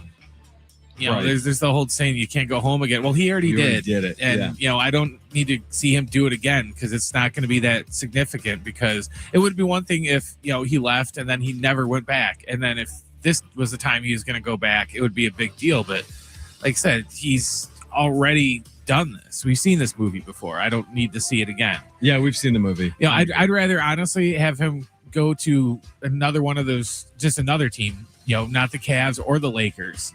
He's always, obsessed with getting in front of Jordan and being better than Jordan. Well, go win another title with a fourth team. Nobody else has done that. So go to the Pelicans. That was, yeah. Next question. Is tonight a trap game for the Aztecs? So I saw Mark Ziegler. I think he just tweeted it out. Like, actually, I think he wrote about it in his preview. Like, this is a true trap game. Maybe in some capacity it qualifies. And here's the reason as to why. Colorado State, you just look at their records, you're like, they're 3-6 in the Mountain West, but they've gotten healthy. They had their best player, this Jurgensen cat. He's not really a cat, but he's a human. He's a 6'9", like forward center that can really shoot the three ball. Against Utah State in their last game, he scored 24 points and hit 5 threes. They're an elite 3-point shooting team. So is it a trap? Whatever you want to quantify it as, whatever the semantics are, it's a dangerous game because they make, I think, on average 11 threes per game, and they play at one of the slowest paces in the sport. So you don't get a ton of possessions in the game. So if it's one of those nights where they're making 50% of their threes, which they've done a lot, they shoot 41% as a team, that becomes very dangerous. So however you want to quantify it or qualify it or whatever the term would be, it's a dangerous game tonight for San Diego State, because it's always dangerous when you're playing a team that can hit 10, 12, 13, 14 threes in any one game. And that's who Colorado State is. I was, doing the prep over the last 24 or 48 hours. I like their roster. And again, they've shot the three ball well. Now, have they been great in the league? No, but they've had injuries, including to their top scorer this year in their 6'9" center that we just talked about. So I think it's a game that the Aztecs, I know that the Aztecs will need to play well to win the game. And we'll see if they can do that coming up tonight at 7:30 with pregame coverage at 6:30. Speaking of LeBron, the reason we bring this up tonight is the Lakers are making their annual pilgrimage to Cleveland for their one game in Cleveland. This game is going to tip off, I think, in just a few minutes. And LeBron James was just introduced. And is it his final game in Cleveland? Probably not. I think the expectation is he will play again next season, even with his contract up with the Lakers at the end of this year. It's funny because ESPN just had like a picture graphic of they showed like Bronny in high school, then Cleveland his rookie year, then Miami, and they kind of went through the thing. And you would think like just the evolution of like the uniforms. The only thing that stuck out was like every year the shorts would just keep getting shorter and shorter, shorter and shorter. Yeah, it started really long. Yes. I will. I'm reminded right now. I saw LeBron play in high school. Not against. This is way past Kobe, but he came to Philadelphia to play a high school team. I want to say Strawberry Mansion. I could be wrong on that. We could look this up. It's a great high school name. Isn't that an amazing name? It sounds like it should be a strain of weed. Strawberry Mansion. There was a great high school player there at the time, and I could have some of these facts wrong, but I don't want to let the facts get in the way of a good story. I think there was a very good player by the name of Lynn Greer that would later play for Temple. That was at Strawberry Mansion. And this was an era, this was post Kobe and KG, where these high school programs are really elevated and they're playing more like regional or national schedules. Like LeBron was on TV a lot, right? Before he was drafted. Yeah. And ESPN2, ESPN, and they would travel around. I'm not sure where they would play, but certainly in Pennsylvania, maybe in Florida, some, maybe out west. I really don't remember. And anyway, that day, the way I remember it is St. Vincent, St. Mary in Philadelphia. And the Philadelphia high schools have this unbelievable reputation. Like where back in the day when I was at Lower Merion to win a state title would not play the city schools because the city schools were seen to be another class. To win Pennsylvania's state championship, you'd play every school but Philadelphia because the belief was you can't beat Philly schools. They're too good. Let them have their own championship and let the rest of the state duke it out. So when Kobe Bryant won a state championship at Lower Merion, he did it without facing Philadelphia schools. I think the school they ultimately beat was in Erie, Pennsylvania, on the other side of the state. But anyway, that's neither here nor there. When LeBron came to Philadelphia to play a Philly school, I think it was expected to be a very good game, and they blew the doors off him. So that was, when did LeBron get drafted? 2003? Yes. So this is probably like 2001, 2002 when I saw that game, but it feels like a lifetime ago. But that's what I was thinking when they just showed that graphic. They showed LeBron at St. Vincent, St. Mary in that, like that green and gold. It looks like a Notre Dame uniform. Yeah. To me, it reminded me of seeing him at some point, whenever it was, 2001 or 2002. We're going to hear from Chuck. Charles Barkley weighing in on LeBron's future earlier tonight prior to this game. So you'll hear from Charles Barkley on the other side. Again, John Wilner is going to join us coming up at 5 p.m. from the Bay Area Newsroom. This is San Diego Sports 760. We're live on the iHeartRadio app.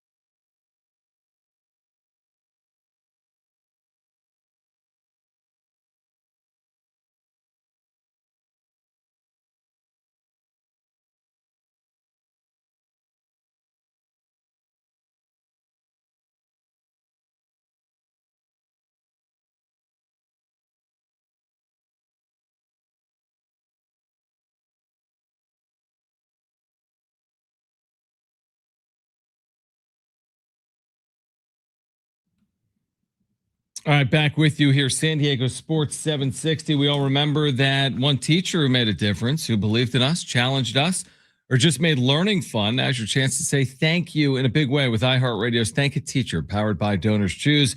Nominate outstanding public school teachers going above and beyond for their students to win $5,000 to stock their classroom with whatever they need. Today's teacher of the day, Michelle Fournier, who teaches at University City High School. And we've been told she has deeply impacted her students through her lessons, class discussions, and her daily engagement in the lives of her students. Congrats to Michelle. You're in the running to win $5,000 to make over your classroom. You can nominate your favorite teacher now at iHeartRadio.com/teachers. That's iHeartRadio.com/teachers.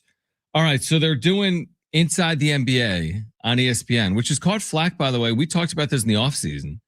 I think you and Jim were probably spot on this. They've barely been on. There was this period of time where they were on the first couple of weeks. And then from like 12-1 on, like the holiday season, from Thanksgiving on, they've been on like one time. It's like Christmas. Remember? So we've barely seen like Chuck and Shaq and Kenny and right. We haven't seen a gang this season. Really. No, they've barely been on. Yeah. It's been the same thing with, them being on NBC. Just like the games on NBC, because they've all Michael Jordan.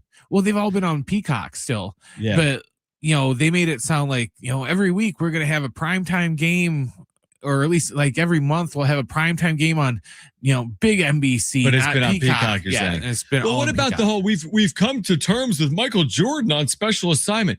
They did one interview with him. Yeah, and they just chopped it up 8 different times. Come on. Yeah. Anyway, Charles Barkley is on TV here tonight. And let's take a listen to this. This is about 2 minutes from Charles Barkley on, I guess, what's next for LeBron James. And the Lakers. Well, I think you got to be impressed at what he's accomplished at 41. Well, there's one thing I'm sure of. This is last year with the Lakers. He's not going to play with the Lakers next year. I've always said I'd like to see him finish in Cleveland.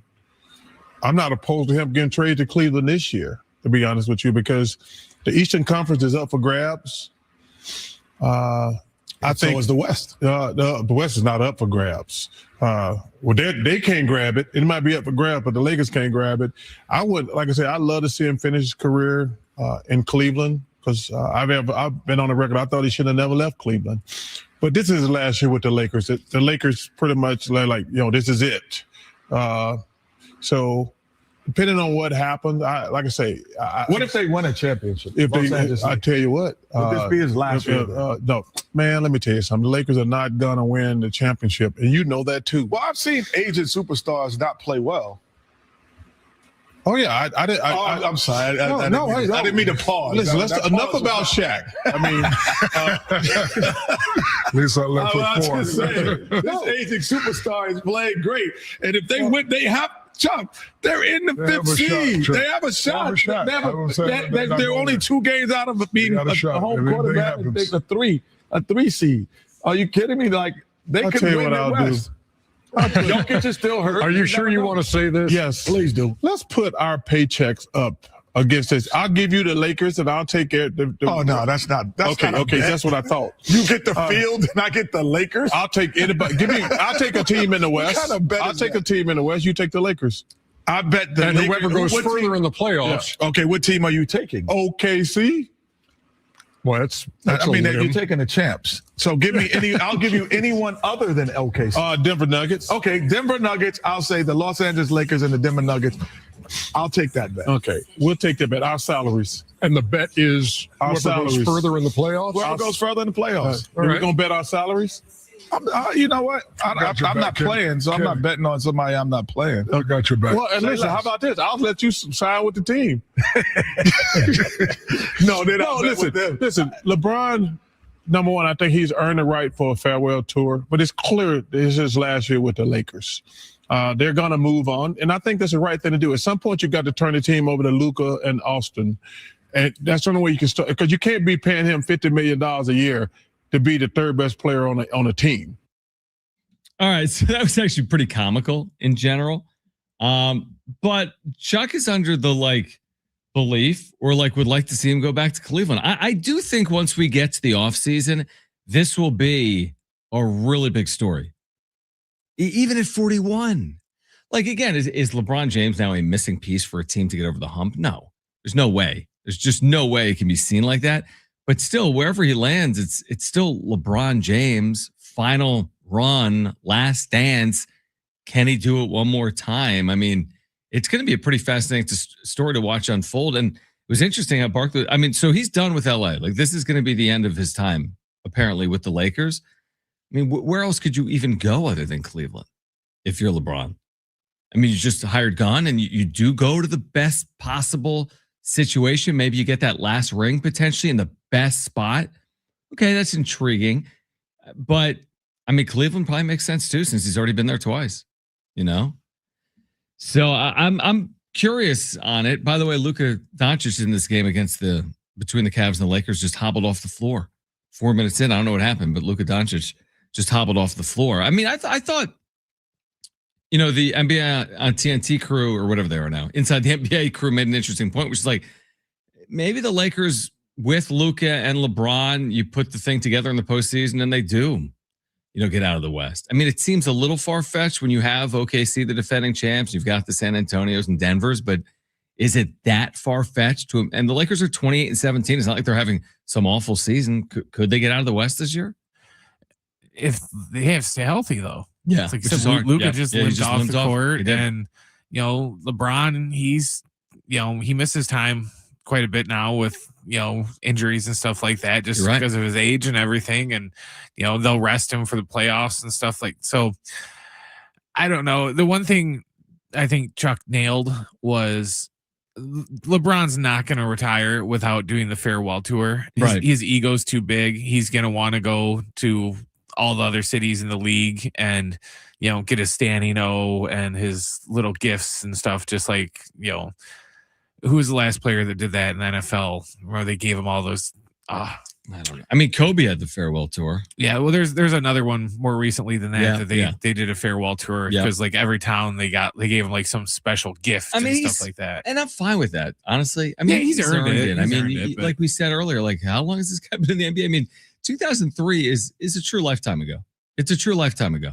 So he has earned it. He'll go down. He's right there with the greats. We could argue who's better, but he's right there with some of the greatest players in the history of American sports, basically. So he'll get that farewell tour. The question is, what uniform is he wearing during that farewell tour? We're going to get back to the Padres, who have been linked to Zac Gallen. Can they pull that off between now and opening day with the former Diamondbacks starter? We'll discuss on the other side. Jon Wilner, Bay Area News Group. Busy week for the Pac-12. We'll get into that with Jon Wilner coming up at 5 p.m. This is San Diego Sports 760. We're live on the iHeartRadio app.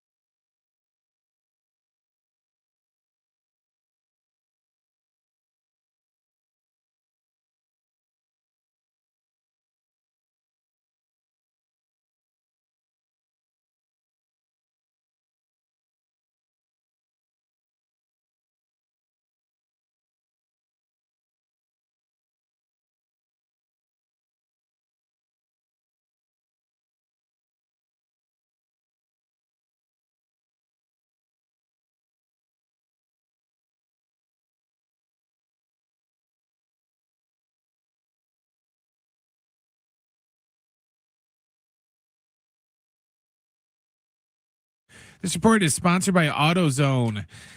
In NFL news, the Browns have hired former Ravens offensive coordinator Todd Monken to be their new head coach. And the Aztecs are at VS Arena tonight to take on Colorado State. Our pregame coverage begins at 6:30. John will have the tip after 7:30. Starting Stronger starts at AutoZone, where they've got your battery solutions in the form of free battery testing, free battery charging, and replacement batteries that fit your needs. That's what makes them America's #1 battery destination. Get in the zone, AutoZone. All right, John Wilner, Bay Area Mercury News. Bay Area News Group. John Wilner Hotline, will join us coming up at 5 p.m. He's written this week about the Pac-12 and what their 2026 football schedule is going to look like. We're just months away from that. What the championship game is going to look like. This includes San Diego State. What the basketball tournament may look like. So a lot to get into with John Wilner, who will join us at 5 p.m. If you missed our bracketologist of the week, Patrick Stevens, Washington Post, you'll hear that conversation coming up at 5:30. There was some speculation earlier this week. Did you see Jeff Passan tweet about this? There was speculation earlier in the week that the Washington Post was just eliminating its sports section. Did you see that, Brent?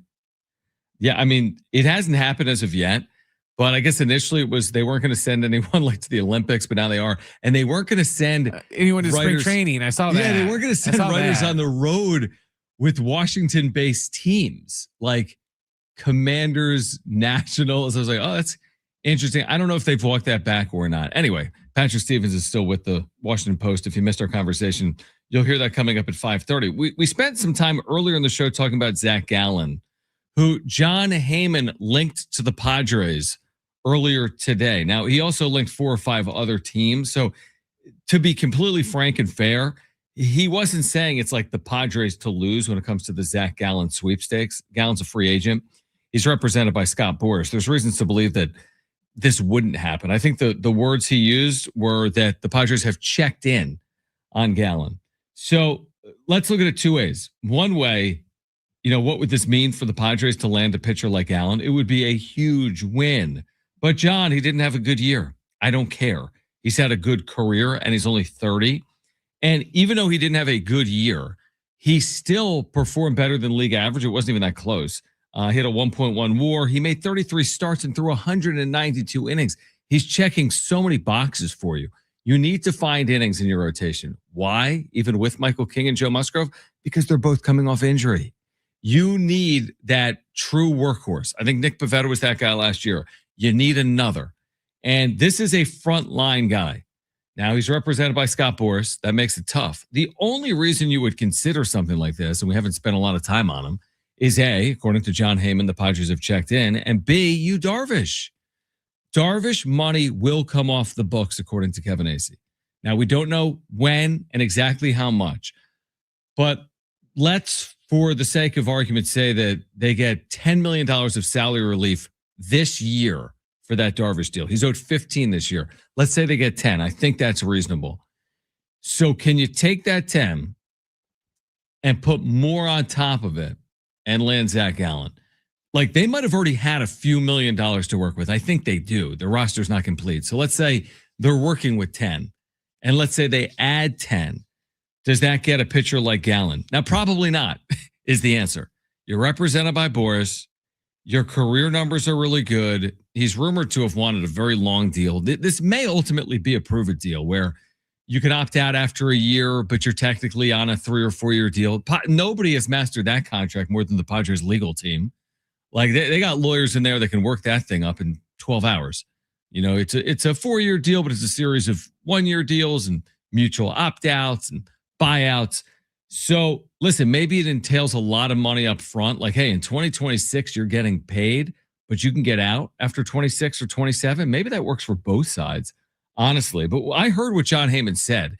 And what he said was he threw out a couple of heavy hitters. And he said, I've heard that the Angels and Padres have checked in, but then he prefaced it by saying, but they might not have the same resources, right? Like, they're not in the same ballpark with their money than some of these teams. But to me, you're checking all the boxes. The only box you're not checking is, do you have the money to get something like this done? But he's pitched in World Series before, or a World Series, Brent. He's only 30, and he made 33 starts last year. If it's not Zac Gallen, I would love to see them add a veteran starter that can give him that 30 start, 180 inning type season. I kind of feel like this is one of those things where the Padres get linked to people all the time to where it doesn't seem like it's realistic, but they always just, it'll be, the Yankees, the Red Sox, the all these like big money contenders and the Padres. And it's like, they just throw them in there just to throw them in there. So, right. Because it's the Padres. Yeah. So I'm not going to get too excited yet. We'll see if maybe it picks up more traction and maybe they cut down on some of the other teams that he threw in there.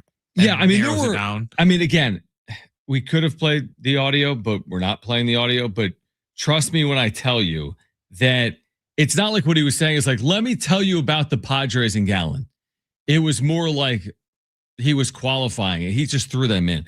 He probably mentioned 5 teams, and teams 4 and 5 were the Padres and the Angels, or even 6 teams and teams 5 and 6 were the Padres and the Angels. But I mean, even if you are one of a handful of teams that is in on him, it's not to say it's impossible, I guess is my point. I just think it's a little more unlikely. Now, I think the Cubs have been tied to Zac Gallen for weeks, if not months, but it hasn't gotten done. And sometimes with these Boras clients, they're willing to wait. They're willing to wait it out. Now, Boras doesn't always get what he wants. Lockout looming. He might ask for the 5, but he might get that front-loaded, hey, it's a huge AAV. You can opt out after 2026, and we can go back to the drawing board if you have a good year for 2027.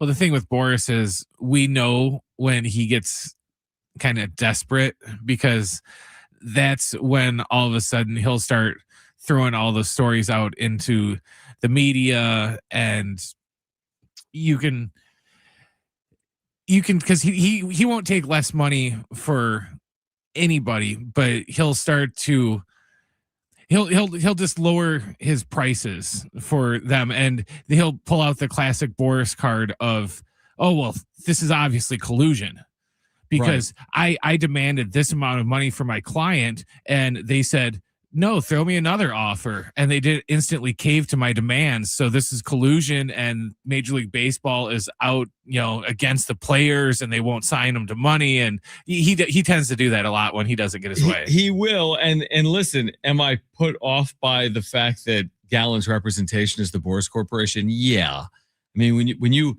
look at where the Padres are right now, they're not owned by Peter Seidler. They're exploring a sale. You don't immediately think, potential owners are looking at our books. Let's do our biggest deal of the last 2 years with the Boras Corporation right now and change our finances moving forward. That's why I think it would have to be one of these creative, which again is another word for cheap, but like one of these deals you can get out of after a year, potentially both ways, or maybe 2 years max. But you're probably talking about big dollars. The only reason I would entertain it, in addition to Heyman mentioning it, is the Darvish thing. Without the Darvish thing, the Padres don't have a lot of options to upgrade their roster unless it's via trade or it's on the cheap, like, bargain bin hunting, so to speak. But I think if they actually are, in fact, voiding Yu Darvish's contract in the days ahead, and we'll have to see where that ultimately lands, but he is owed a fortune of money still. He's owed something like $43 million the next 3 years. If they can get out from underneath that, $43 million or $15 million per year over the next 3 years, that's roster changing money for the Padres because all their money's tied up. So we'll see if they get it back or not. I think if they get the $15 million, to their credit, they want to use it. Like, this isn't, hey, let's pocket it. We're exploring a sale. Let's cut, our finances. Let's show that we're, a healthy operation. Let's show that we're in the black, not the red. Now, I think they want to use it. I think they truly understand they're in this moment of time where they have to compete. The roster doesn't get younger. That's the same for any team, obviously. But they're still in a window. That window exists right now for the Padres. And I do think they're at least a piece or two away. Now, do you have to have the perfect roster to start the season? Of course not. Can you make upgrades in the season? Yes. But I don't think they're getting a lot of help from within in their system. We've talked about their system. They have 2 top 200 prospects right now. So I don't think they're getting a ton of help from within. I think they could use the money is the point. I think the trade deadline can be beneficial. I think Preller could make a trade at some point as well, which could be beneficial. But it's going to be interesting. I'll tell you that, to see how this all pans out with the Darvish money and with the rest of the offseason for the San Diego Padres. John Wilner will join us live from the Bay Area News Group. He'll join us coming up at 5 p.m. We'll get back to this Bill Belichick snub as well. If you missed our bracketologist of the week, Patrick Stevens from the Washington Post, you'll hear our conversation coming up at 5:30. And coming up next, we've got tickets to see the San Diego Seals at Pechanga Arena in 48 hours? Is that Friday? Friday night at Pechanga Arena. So we'll give away those tickets on the other side. Professional indoor lacrosse in San Diego. We have 2 free tickets to give away. Coming up next, right here on San Diego Sports 760. We're live on the iHeartRadio app.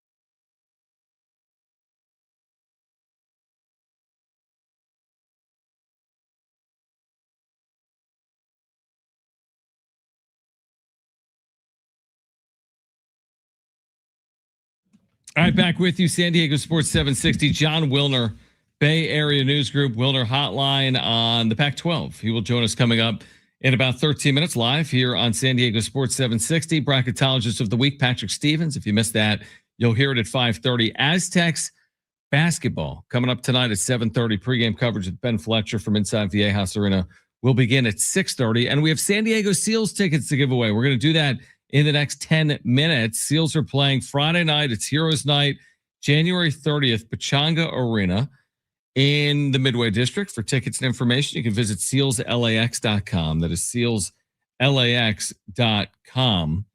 I'm trying to think where we've been all over the place with Belichick, with the Padres, and again, the Aztecs playing here tonight. I don't know if we're putting a bow on the Belichick story. Have we heard from Bill Belichick? Becomes my next question. He's a very public. He's a public figure because he's still coaching. He's coaching. He's recruiting. In fact, the spring practice period, or not the practice period. They're probably not doing spring football as of yet, but their workouts have begun. They're in the next semester. Like 2026 is here. So, like, has Bill Belichick spoken? There was something at ESPN.com where it's like, sources indicate that Belichick is like flabbergasted by this. Yeah, they had like some quotes that came from like other people that said that he said stuff, but nothing like directly from him. Aren't you curious what he will say? He's a very understated individual historically. Will he make it out to be no big deal, or will he actually speak on this truthfully and publicly at some point? It's obviously coming up the next time he has any type of media availability with North Carolina. Well, from the article yesterday, they said several sources who spoke with the coach over the weekend described Belichick as puzzled and disappointed by his inability to secure support for at least 80% of the Hall of Fame committee members. This is quotes, 6 Super Bowl rings isn't enough, quote, Belichick asked an associate, referring to the championships he won at New England. And then he also said to another associate, allegedly, quote, what does the guy have to do? Win 7. Here's what I wonder.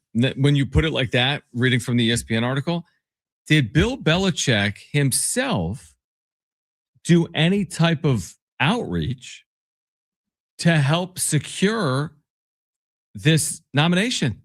Like, or did he just make an assumption? 333 wins, 6 rings, 2 as an assistant.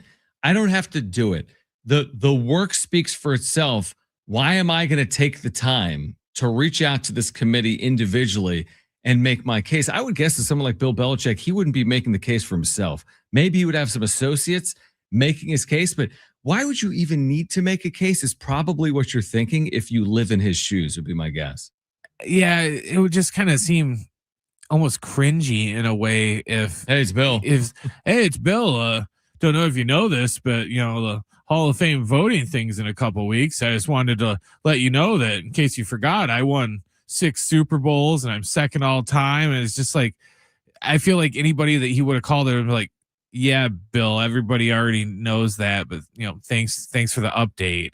Is there, I guess I would also ask this.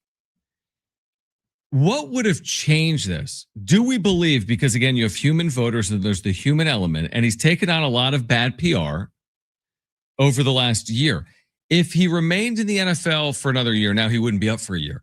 But if the story just ended with Bill in the NFL with the Patriots and it was same old hoodie Bill, very short with the media, says nothing, has no off-field drama. I guess what I'm asking is, even if he retired from the NFL a year ago, but never went to North Carolina and never had all this play out off the field, would he be in right now without the last 12 or 18 months? Or is this because of the last 12 months, or is this because of 2007 Spygate? Because I didn't know 2007 was going to come up now. Nobody's been talking about 2007. 2007 was a big deal in 2007. And it was a big deal. It was a big deal. I agree. And again, I'm not some apologist for Bill Belichick. I'm not. I'm sure we would have been very critical in real time. It was 19 years ago. Okay. I mean, it's not his whole story. Even with that blemish, quote unquote, he's still rightfully in. So that's what I want to know. Like, is this tied back to football controversy, or is this tied to off-field drama that is played out in real time that has taken the attention of the voters away from his career accomplishments? That's what I'd really love to get to the bottom of. And we haven't heard yet from anyone publicly that did not vote for him. Is that correct? Is there anyone that's come out? And we know there's 11 individuals. It could be more. It could be 17. I mean, it could be a large number of the 50. It could be 20. It could be more than that, I guess. My guess is it's in the 11 to 15 range, would be my guess. And will someone come out publicly and make their case? To Brent's point, I would respect it. If you come out publicly and say, Spygate was wrong, I appreciate his credentials, there will be a conversation for him to be in the Hall of Fame for me, and I will have that conversation, but I'm not willing to have it now. I'm okay with someone saying that, but I do think, I don't know if I need to see the full list of voters, but I would like to hear from someone publicly why, the reason as to why they didn't vote for him. I think in terms of, you were wondering, like, is there anything that could have happened in hindsight or anything that might have changed these 10 or 11 people's minds? Yep. The only thing I can think of is if the NFL would have punished them more or came down on them harder for, they got the soft punishments. For the deflate gate and, Spygate. They never, if this was college football, they would have took games away, maybe took some bowl games away. They would have punished them in some way. And I think some people might feel that they just got the slap on the wrist and that wasn't enough to where. So they're making a point. Yes. To where if they might have changed their mind if when they got caught those 2 times when they got caught, if they would have came down on them harder opposed to just kind of being nonchalant with it. So I do so so basically what we're tying this back to potentially, and again, we're speculating, is that the Patriots basically, the whole Patriot way, I mean, basically these scandals are going to get in the way of Bill Belichick getting in as a first ballot Hall of Famer. Now, you made the earlier point. Well, if it gets in the way of Bill Belichick, wouldn't it equally get in the way of Tom Brady? You would think so, but it won't. Nobody's saying to keep them out. To be clear, I haven't heard anyone be like, I am so strong-handed in this, I will never vote for this individual. We haven't heard that, and that's not expected. But yeah, it almost is like we're making different arguments for different individuals tied to this dynasty. For Bill Belichick, well, Spygate and Deflategate, you should have known better. For Tom Brady, your accomplishments speak for themselves. You ended up winning with Tampa as well. You're a good broadcaster now.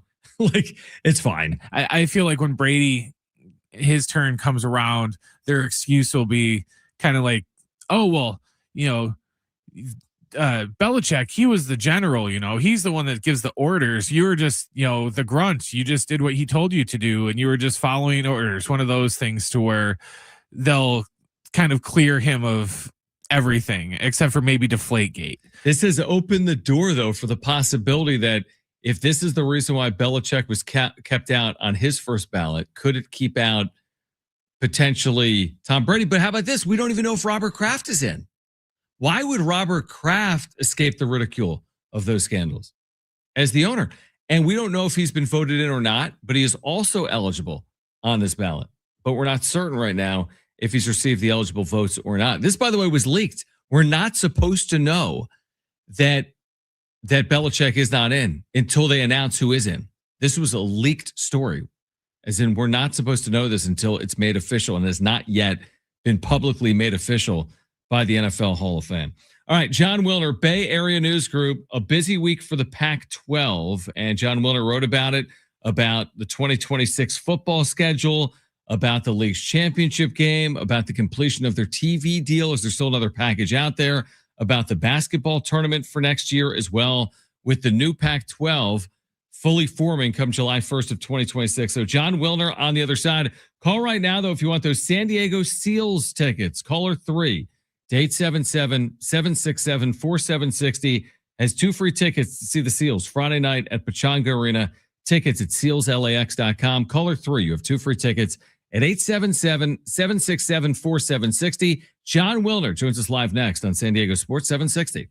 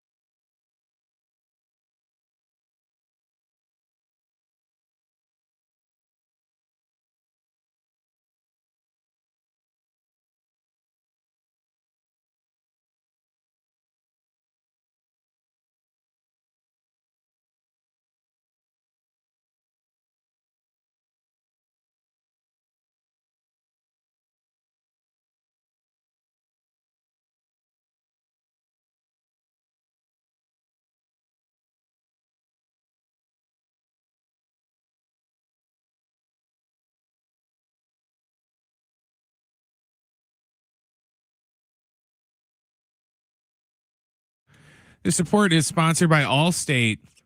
The Browns have hired former Ravens offensive coordinator Todd Monken to be their head coach today.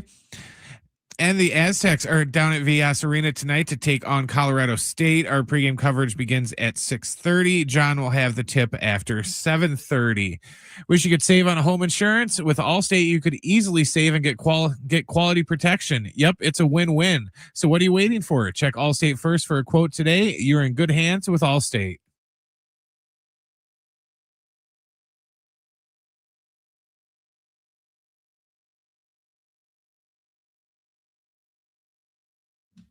All right, final hour here on San Diego Sports 760. We do have Aztecs hoops tonight. San Diego State, Colorado State, future Pac-12 matchup. Of course, right now in the Mountain West, that'll get underway at 7:30.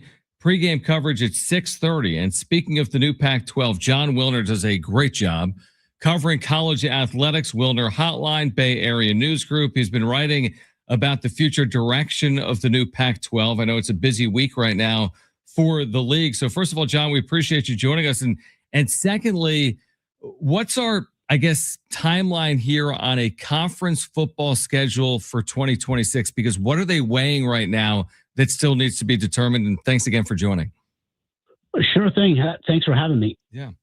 The first thing they had to do was wait to see what the college football playoff was going to be like for next season. That wasn't determined until last week. They decided they were going to stay at 12 because if they had expanded to 16, that could have impacted the Pac-12's thinking on, the competitive aspect of the schedule, determining a champion, all that kind of thing. So they basically put off a final decision until they knew what the CFP was going to look like. They are meeting now, 3 days of meetings with the athletic directors, the presidents, and the conference executives in the Bay Area, and they are weighing a couple of options for the 2026 schedule. My guess is that they will basically decide on which model they want, but it could be another week or two before there's an official release to the public, because they're going to have to then, once they decide on the model, then figure out all the details at the campus level. So that could take a little bit of time. So when we talk about models, I know you've written about this. This has been discussed among, Pac-12 fans, but for those that haven't been following this story, there's 8 teams that play football, which means you only have 7 opponents. Typically in college football, you're playing 8+ league games, not 7 or fewer. So to get to 8 league games, you could play someone twice. I know there's been this flex scheduling idea, maybe late in the season as well. What do you see to be most likely? I think there's really 3 options. One is that they would play 8 conference games. So everybody would play each other, and then there would be a home and home series. Okay. So San Diego State would play Colorado State twice, and both games would count towards the league standings. They could also have a home and home setup where San Diego State plays Colorado State twice, but one of them is a non-conference game. That would mean there'd be 7 league games. The other option is to build in some kind of flex scheduling week. I don't know, the second to last week of November, maybe the last week of November.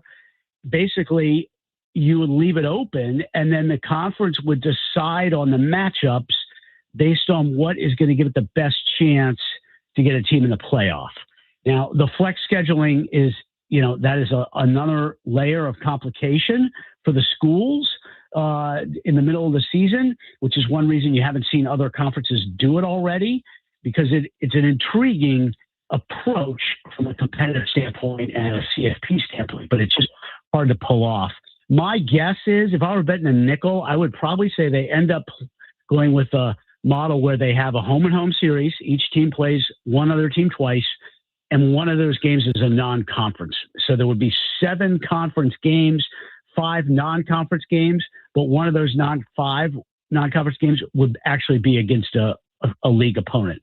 The reason they don't want to have 5 non-conference games against teams from other leagues is because it's expensive, right? If you're going to pay to bring in an FCS school, you got to shell out. It's like mid to high 6 figures. in a lot of cases. It's an expense that they don't want. And it's also a competitive, it could undermine your strength of schedule. So there's a lot of reasons for implementing the home and home, as much as it sounds like, that's not very exciting. On a practical level, it would work for the conference for 1 year, and they're really just talking about the 26 schedule right now. That's really good insight from John Wilner, who's with us right now on San Diego Sports 760. You've heard this, John. I've at least seen it like in the periphery. You're hearing that the league, at least to some extent, wants to be creative and outside the box, right? Because it is new. They have a bit of a blank canvas. It's still college athletics, but when you think about outside the box and creative with this league, whether it's the 9-team basketball league or the 8-team football league, like what comes to mind? What are one or two things that they may be considering right now that would be maybe atypical in other FBS or Division I leagues that they might be able to execute on? Yeah, I don't know that there is really that much, because they are constrained by a couple of things. They're constrained on the scheduling front, because most teams are already booked up for next year. Right. And they're constrained. Same thing with basketball. There's only a certain number of games you can play. You got to do X, Y, and Z to make sure your champion's going to get into the NCAA tournament or the CFP. Sure. So there's not that much. The flex scheduling idea is one. They could have a little bit of creativity with the football schedule, not who each team's playing, but when they're playing. Yeah. Right. How much will they lean into weeknight games, Thursday, Friday? Could they play? I think they should consider playing on Sunday, believe it or not. I think they should, why not go put a college football game on Sunday nights? Anybody who doesn't care about the NBC Sunday night NFL game, you could watch a college game, or some other time that's a little bit unusual for football games. The night before Thanksgiving, Wednesday of Thanksgiving week, I've always thought would be a great time for a game. Everybody wants football by 5:00 the night before Thanksgiving. So I think that's a big part of how they could get creative. But they want, the two things that they want to do are put their champion in, or their best team in position to get into the playoff. And also, they want to stay flexible, because they are still exploring expansion for 2027, whether it's with some Mountain West schools or someone else. So they're looking at all this just as 1 year, because they don't know what their league is going to look like in 27 and beyond. Part of that has to do with the lawsuits with the Mountain West, other things going on across the college sports landscape. So they are trying to be as flexible as they can, but they're really only looking at 1 year. I wanted to ask you just about the strength of the basketball league. I want to say you've written on this as well. Moving forward, when you pair Gonzaga with San Diego State, you look at what Utah State has done, and it's amazing with the coaching changes, how much success they've had. Obviously, Boise State and Utah and Colorado State have been in a lot of NCAA tournaments over the last handful of years. I think Boise 3 of 4 and CSU 3 of 4. Yes, you have Texas State. They have to emerge. Yes, Fresno State. But you got at least 5 of your 9 are certainly capable of reaching the NCAA tournament more often than not. How will this league stack up with, I don't know, maybe the current Mountain West or the current Big East in your estimation moving forward? I think that it could be the best conference outside the Power Four. Right now, that title would go to the Big East, right? And, when you got Villanova and Connecticut, that's what, 5 national champions in the last decade or something. But, the new Pac-12 could certainly be as good as the Big East. That would not surprise me at all. It will be better than the current Mountain West. And I'm not going to say it would be better than the old Pac-12, but it's going to be pretty close.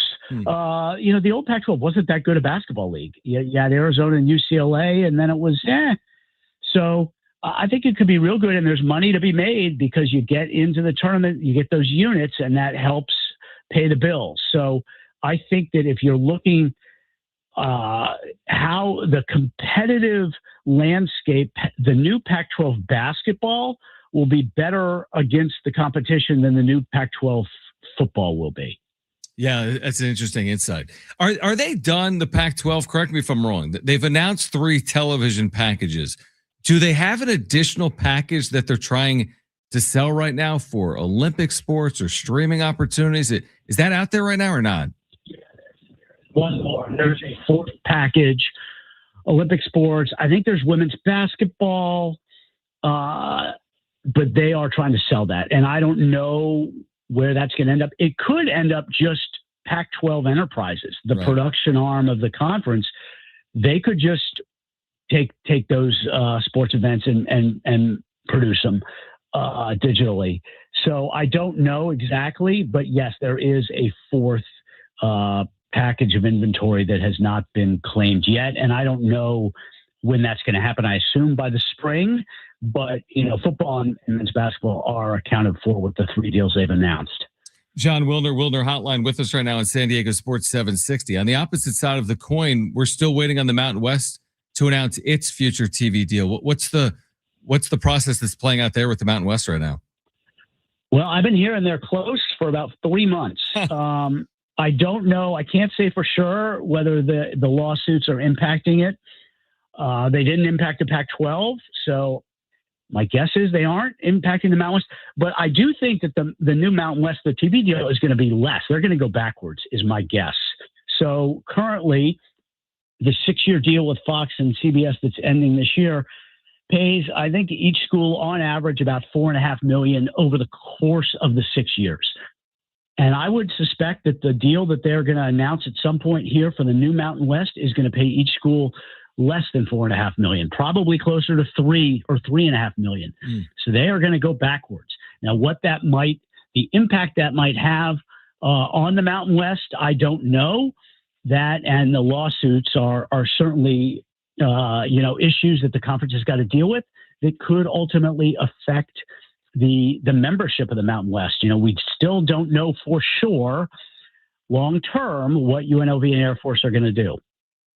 Yeah, what's the real quick on that, John? Just a couple more for you. What's the working theory on UNLV staying put? Because again, from the outside looking in, it appears like the top of the Mountain West is moving to the Pac-12. UNLV would fancy itself to be at the top of the current Mountain West. What went into their determination to stay?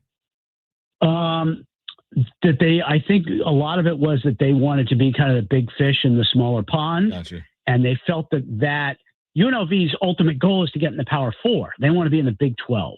And they felt this is what I think, being in the bigger fish in the smaller pond would give them a better chance to get into the Big 12. I happen to think they made a colossal strategic mistake in their administration, completely botched it.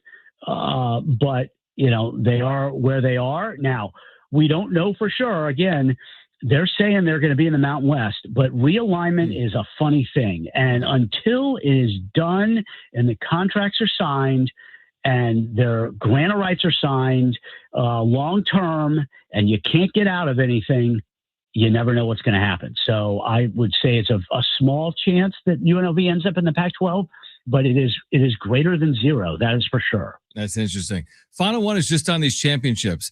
Football championship in the Pac-12, more likely a campus site or a neutral site, and then championship site for a basketball tournament. Is it almost inevitably going to be in Las Vegas, Nevada? I would think 99% sure it's going to be in Las Vegas, men's and women's tournaments. Okay. Football, again, it's a 1-year deal. They're just basically making all these decisions for 2026. My guess is that they will go a home host model, where the highest seed hosts the championship game. They will probably view that not only as just logistically practical for 1 year, but also, again, it's all about getting the champ into the CFP. And if you've got, Boise or San Diego State, and they're sitting there at 11-1, and they're the highest ranked team in the group of 6, you want them playing at home because if they win, they're going to get in the playoff. So I think that will be their guiding principle, and especially just for 1 year, right? That's, it's also harder to sign a lease with a stadium for just 1 year. It's a lot easier to go and just play at home. I said, final question. I want to ask you about Sean Lewis at San Diego State. From 3-9 to 9-4, they were in a double overtime game at New Mexico, away from being 10-2 before losing in the final regular season game, keeping them out of a Mountain West championship. What do you make of the job that Sean has done here in 2 years in San Diego? Yeah, I thought it was a terrific hire by J.D. Wicker at the time. And to be honest, I was more surprised at the 3-9 than I was at the 9-3. Gotcha. But I get the fact that, there was a lot going on, and, it can take time to get your culture and your scheme and all that kind of in place. But if you had said to me at the time of the hire, do you think there's a chance the Aztecs could be 9-3 at the end of the second year? I would have said absolutely. The guy's a phenomenal coach. Just look at what he did at Kent State. I don't view what happened with Dion as being relevant to anything else in college football. Right. Yeah, no, it's fair. I mean, he's again, the adage I think in college football is if you can win at Kent State, you can win anywhere. I think Sean Lewis is proving that right now. John, appreciate the insight. Hope all is well, and look forward to doing it again when we have some more news with these leagues. Thanks. All right, great stuff from John Wilner. Again, Bay Area News Group. We'll take a time out, react to that. You'll hear from our bracketologist of the week coming up as well, Patrick Stevens, at 5:30. This is San Diego Sports 760. We're live on the iHeartRadio app.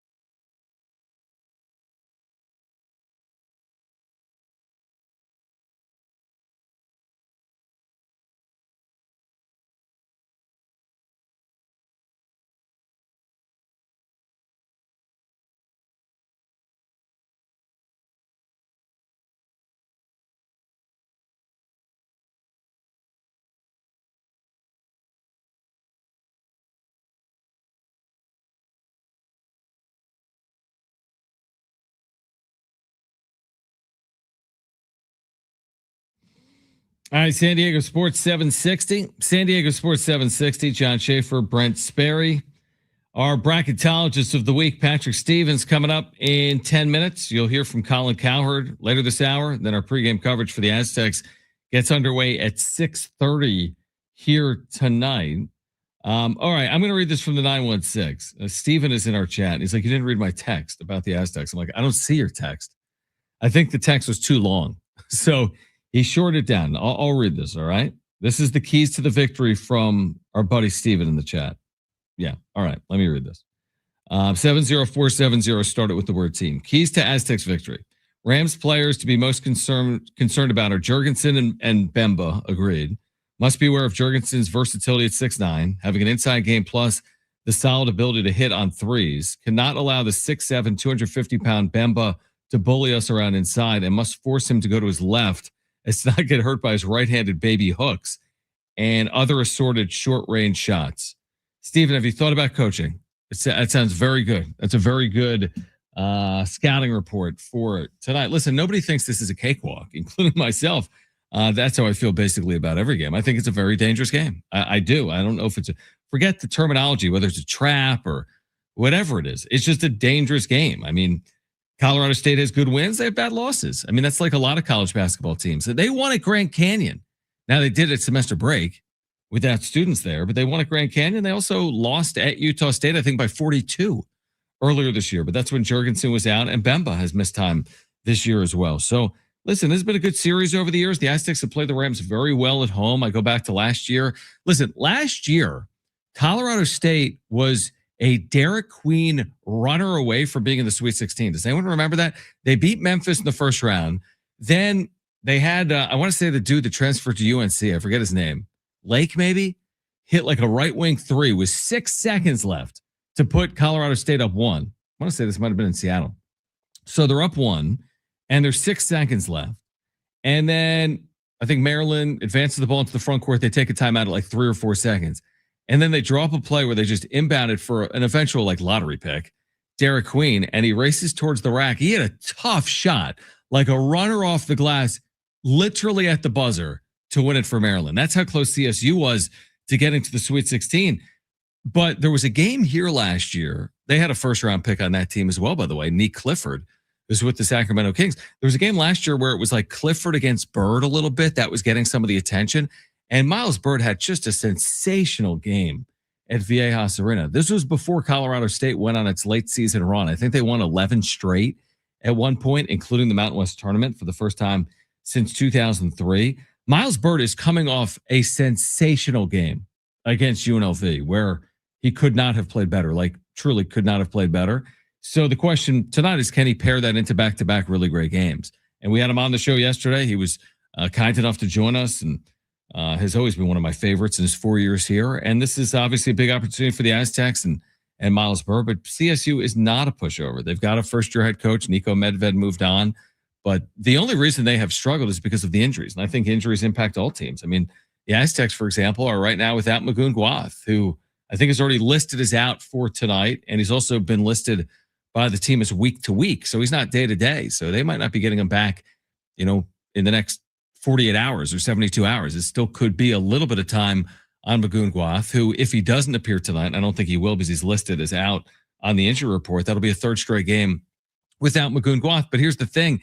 Selection committee doesn't really care. You have to overcome it. Now, there are examples where, hey, we were without our best player and we lost a game or two, but look at the rest of our body of work. There are examples of that. I don't think San Diego State's going to get that benefit. If there was one true example where you had 2 or 3 injuries and you lost a game, maybe they put a little asterisk by it and they look further into it. But I don't think there's an asterisk by the Grand Canyon win on the whistle with 1 second left. And I don't think there's going to be an asterisk by this if San Diego State doesn't win because they don't have Magoon Guath. So these are important games, and it only gets harder. I've made this point. I think the second half of the conference schedule is harder. They have 2 Utah State games and 1 New Mexico game remaining. That's 3. They've only had 1 combined Utah State New Mexico game so far. It was at home and a win for San Diego State, which is a feather in its cap. The Aztecs are 8-1 in the league. So Aztecs have done their part. They've taken care of all the business they've been asked to take care of by and large in the league. And now they need today, because it only gets tougher beginning Saturday when they're in Logan, Utah, taking on Utah State. a game that's going to be nationally televised on CBS that tips off at 10 a.m., right? 10 a.m. Pacific, 11 a.m. Mountain. A 10 a.m. start off the Wednesday night tip. Is Utah State playing tonight as well in the Mountain West? I forget. I'm getting confused right now. But I mean, that's a quick turnaround that the Aztecs just had last week when they were in Phoenix. And tonight, let me see, is Utah State real quick? Are they playing? They are. They're hosting Wyoming, so they don't have to travel. San Diego State does. All right, we're going to take a time out. Patrick Stevens, our bracketologist of the week, on the other side with his thoughts on the Aztecs. Plus, you'll hear from Colin Cowherd, his take on Bill Belichick being omitted from a first ballot Hall of Fame list. You'll hear from Colin Cowherd coming up later this hour. Aztecs pregame at 6:30. This is San Diego Sports 760.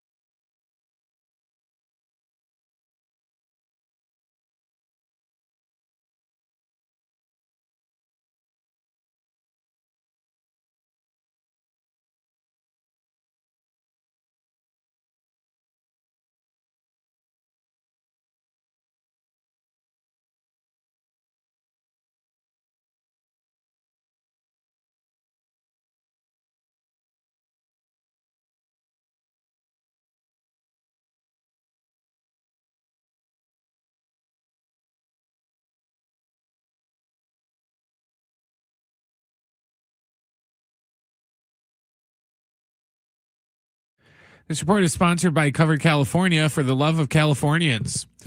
The Aztecs are back home at Viejas Arena tonight to take on Colorado State. Our pregame coverage begins at 6:30. John will have the tip after 7:30. In NFL news, the Browns hired former Ravens offensive coordinator Todd Monken to be their next head coach. Open enrollment is here. Covered California can help you make sense of benefits, deductibles, networks, and the general confusion of it all. Enroll by January 31st. Covered California, for the love of Californians. Visit coveredca.com.